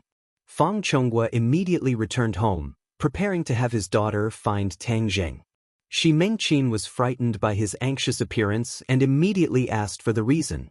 These few days, Shi Mengqin's days were not good as her husband was cold to her. Even though she did not think she did anything wrong, she was still cautious, not daring to touch her husband's bad luck. Fang Chonghua did not have time to explain to her and directly asked where his daughter was. Shi Mengqin angrily said, "She was called out by that little brat and no matter what I did, I could not stop her." "Then I'll call her." Fang Chonghua impatiently said. "Right, call her back. She and that little brat together will easily learn bad things. This time she won't even listen to her mother's words. It must be that little brat behind her back, saying bad things about me. Don't speak." Fang Chonghua unhappily stopped her. Shi Mengqin immediately kept quiet out of fear, not knowing why her husband was so angry. It was as if he had eaten gunpowder. Sure, are you with Tang Zheng?" The call connected and Fang Chonghua hurriedly asked. Fang Sure did not hide it. Ever since the two's relationship was made public, she did not plan to hide it. Instead, she openly exposed it in front of her parents. She wanted to create an established fact, letting her parents get used to Tang Zheng's existence. "Were you guys?" "Upwind Water." This was one of Ordinary Balance's buildings. "Okay, you guys wait for me there and don't run around. I'll come find you guys and we'll be there soon." Fang Chonghua finished speaking and walked towards his car. Shi Mengqin's eyebrows jumped and said with interest, "I'll also go. I want to see what this little brat is up to." "Mengqin, let me tell you, when you see Tang Zheng, you must have a good attitude." Fang Chonghua stopped and solemnly warned. "What?" Shi Mengqin was flabbergasted. "Aren't we going to denounce him and bring Sure back?" "Who said we're going to denounce him? We have a request for Tang Zheng, so we must have a good attitude. You never gave him a good face, so this time you must perform well and reverse the bad impression." Fang Chonghua was filled with regret. The current situation was all caused by his own family. He had personally pushed Tang Zheng to the opposite side. Shi Mengqin blankly looked at her husband. What was going on? Her mind was completely unable to react. Get in the car. Don't dawdle. Remember what I told you. Fang Chonghua had already started the car. Only then did Xi Mengqin absent-mindedly sit in the car, still feeling dizzy. The car sped to Shangfeng Shui, and the two of them finally saw Tang Zheng and Fang Shishir in the sales hall. Looking at the two of them from afar, Mr. and Mrs. Fang were guessing what they were doing here. It was a novel idea to arrange a date here. Of course, Tang Zheng was here to buy a house. He still had 700,000 yuan, which was just enough to buy a small house. However, he had already seen a few buildings. Although the sales lady had said a lot, he still hadn't made up his mind. Houses had always been the most important commodity for the people of the country. This was the place to settle down, so it must be carefully selected. Tang Zheng also did not have any experience, so in the end he decided to call Fang Shishir over. In this aspect, she was a bit more knowledgeable. Although the sales lady saw that the two of them looked like high school students, she still did not look down on them. In this society, there were many low-key rich people. Although they were young, their families were rich. Who knows, if they were in a good mood, they might just buy a house. Tang Zheng listened until his head was spinning. He discovered that buying a house was much more difficult than cultivating. On the contrary, Fang Shishir listened with great interest. From time to time, she would ask a few questions, but she was always able to get to the point. This made the sales lady feel that the other party was not here to play around. Tang Zheng saw Fang Shishir and Xi Mengqin from afar. He pursed his lips at Fang Shishir, causing her expression to become a bit awkward. After all, the relationship between her boyfriend and her family was really bad. Shishir, what are you two doing here? Fang Chonghua asked with a smile. His smile was as amiable as possible, causing Tang Zheng to be stunned. Did the sun rise from the west? Little Tang, how are you? I haven't seen you for a few days. How are your injuries? Fang Chonghua asked with concern. It's already healed. Tang Zheng suspiciously looked at him. If things were abnormal, then there must be a demon. He did not dare to lower his guard. Young people's bodies are really good. They recover quickly. What are you two doing? Buying a house. The Fang couple were both shocked. They knew that with Tang Zheng's family conditions, how could he buy a house? Xi Mengqin's heart moved. Her face immediately became gloomy. She believed that Tang Zheng must have instigated Fang Shishir to buy a house for him. No wonder he called her over. It was truly a good plan. How long had it been and he was already eyeing the Fang family's property? He was truly too despicable. The anger in Xi Mengqin's heart immediately flared up. After losing her wolf, she had completely forgotten her husband's warning. She angrily said, Tang Zheng, you are young yet you don't learn well. You actually beat around the bush and think of ways to take my family's property. You are too vicious. Could it be that you learned this in school? No wonder your grades are so bad and you are the last in school.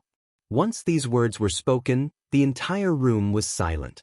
Even the sales lady could not help but look at Tang Zheng. Was this true? This boy looked so delicate and pretty, how could he be so despicable?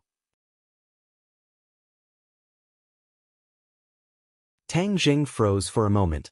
His face also sank. The feeling of being framed was not good. Moreover, Xi Mengqin had repeatedly believed that he was together with Fang Shishir for the Fang family's property. This was unbearable.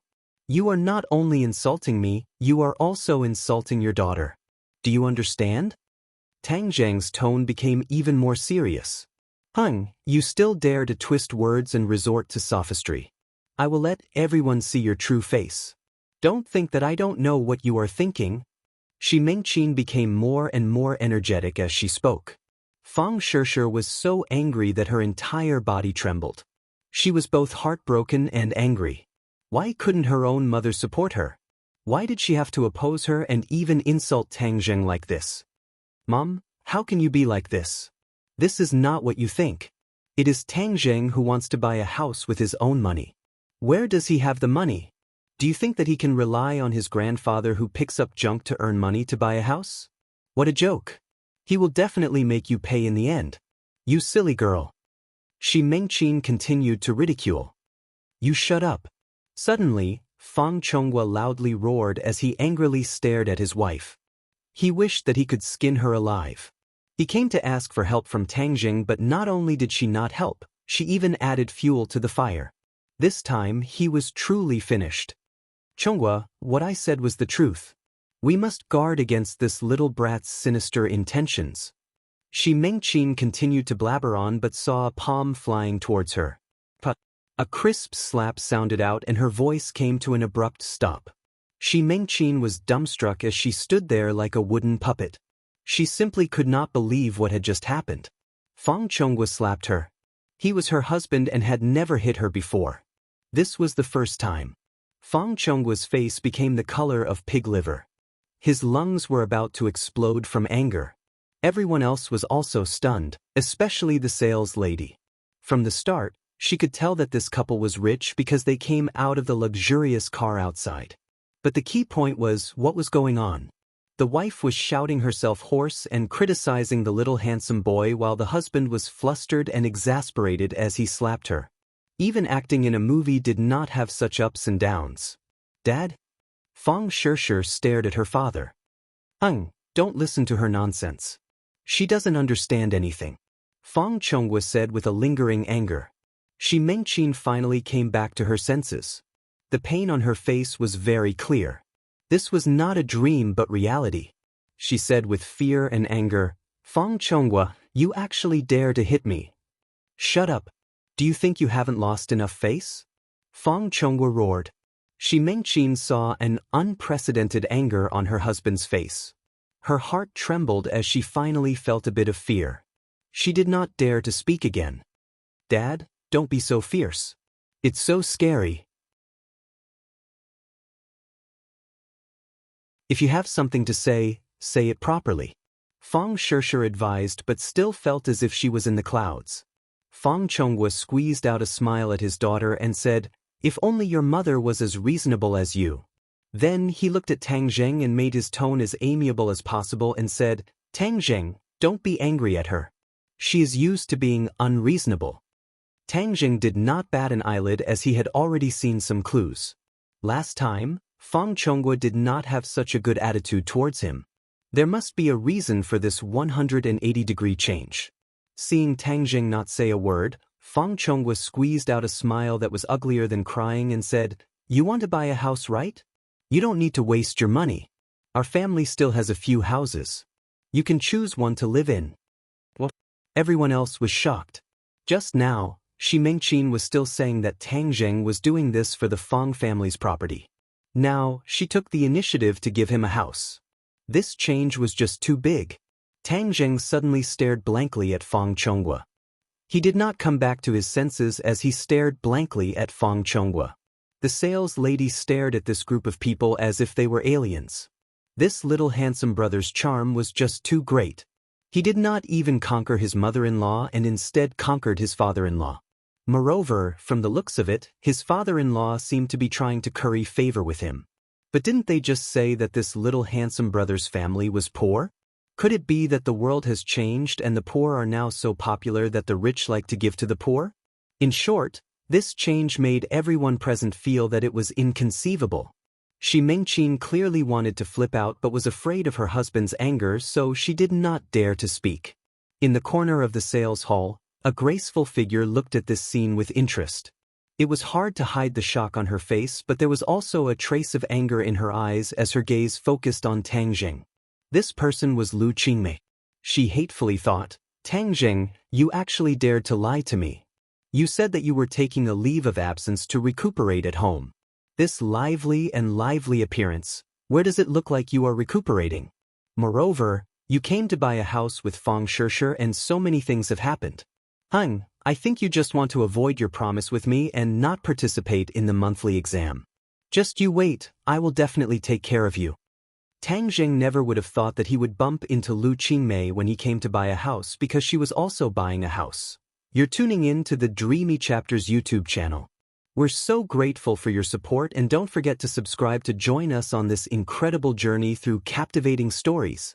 Your generosity through donations truly makes a world of difference, as it's the primary source of revenue that allows me to expand and enhance this channel for you. Thank you from the bottom of my heart for being a part of this adventure.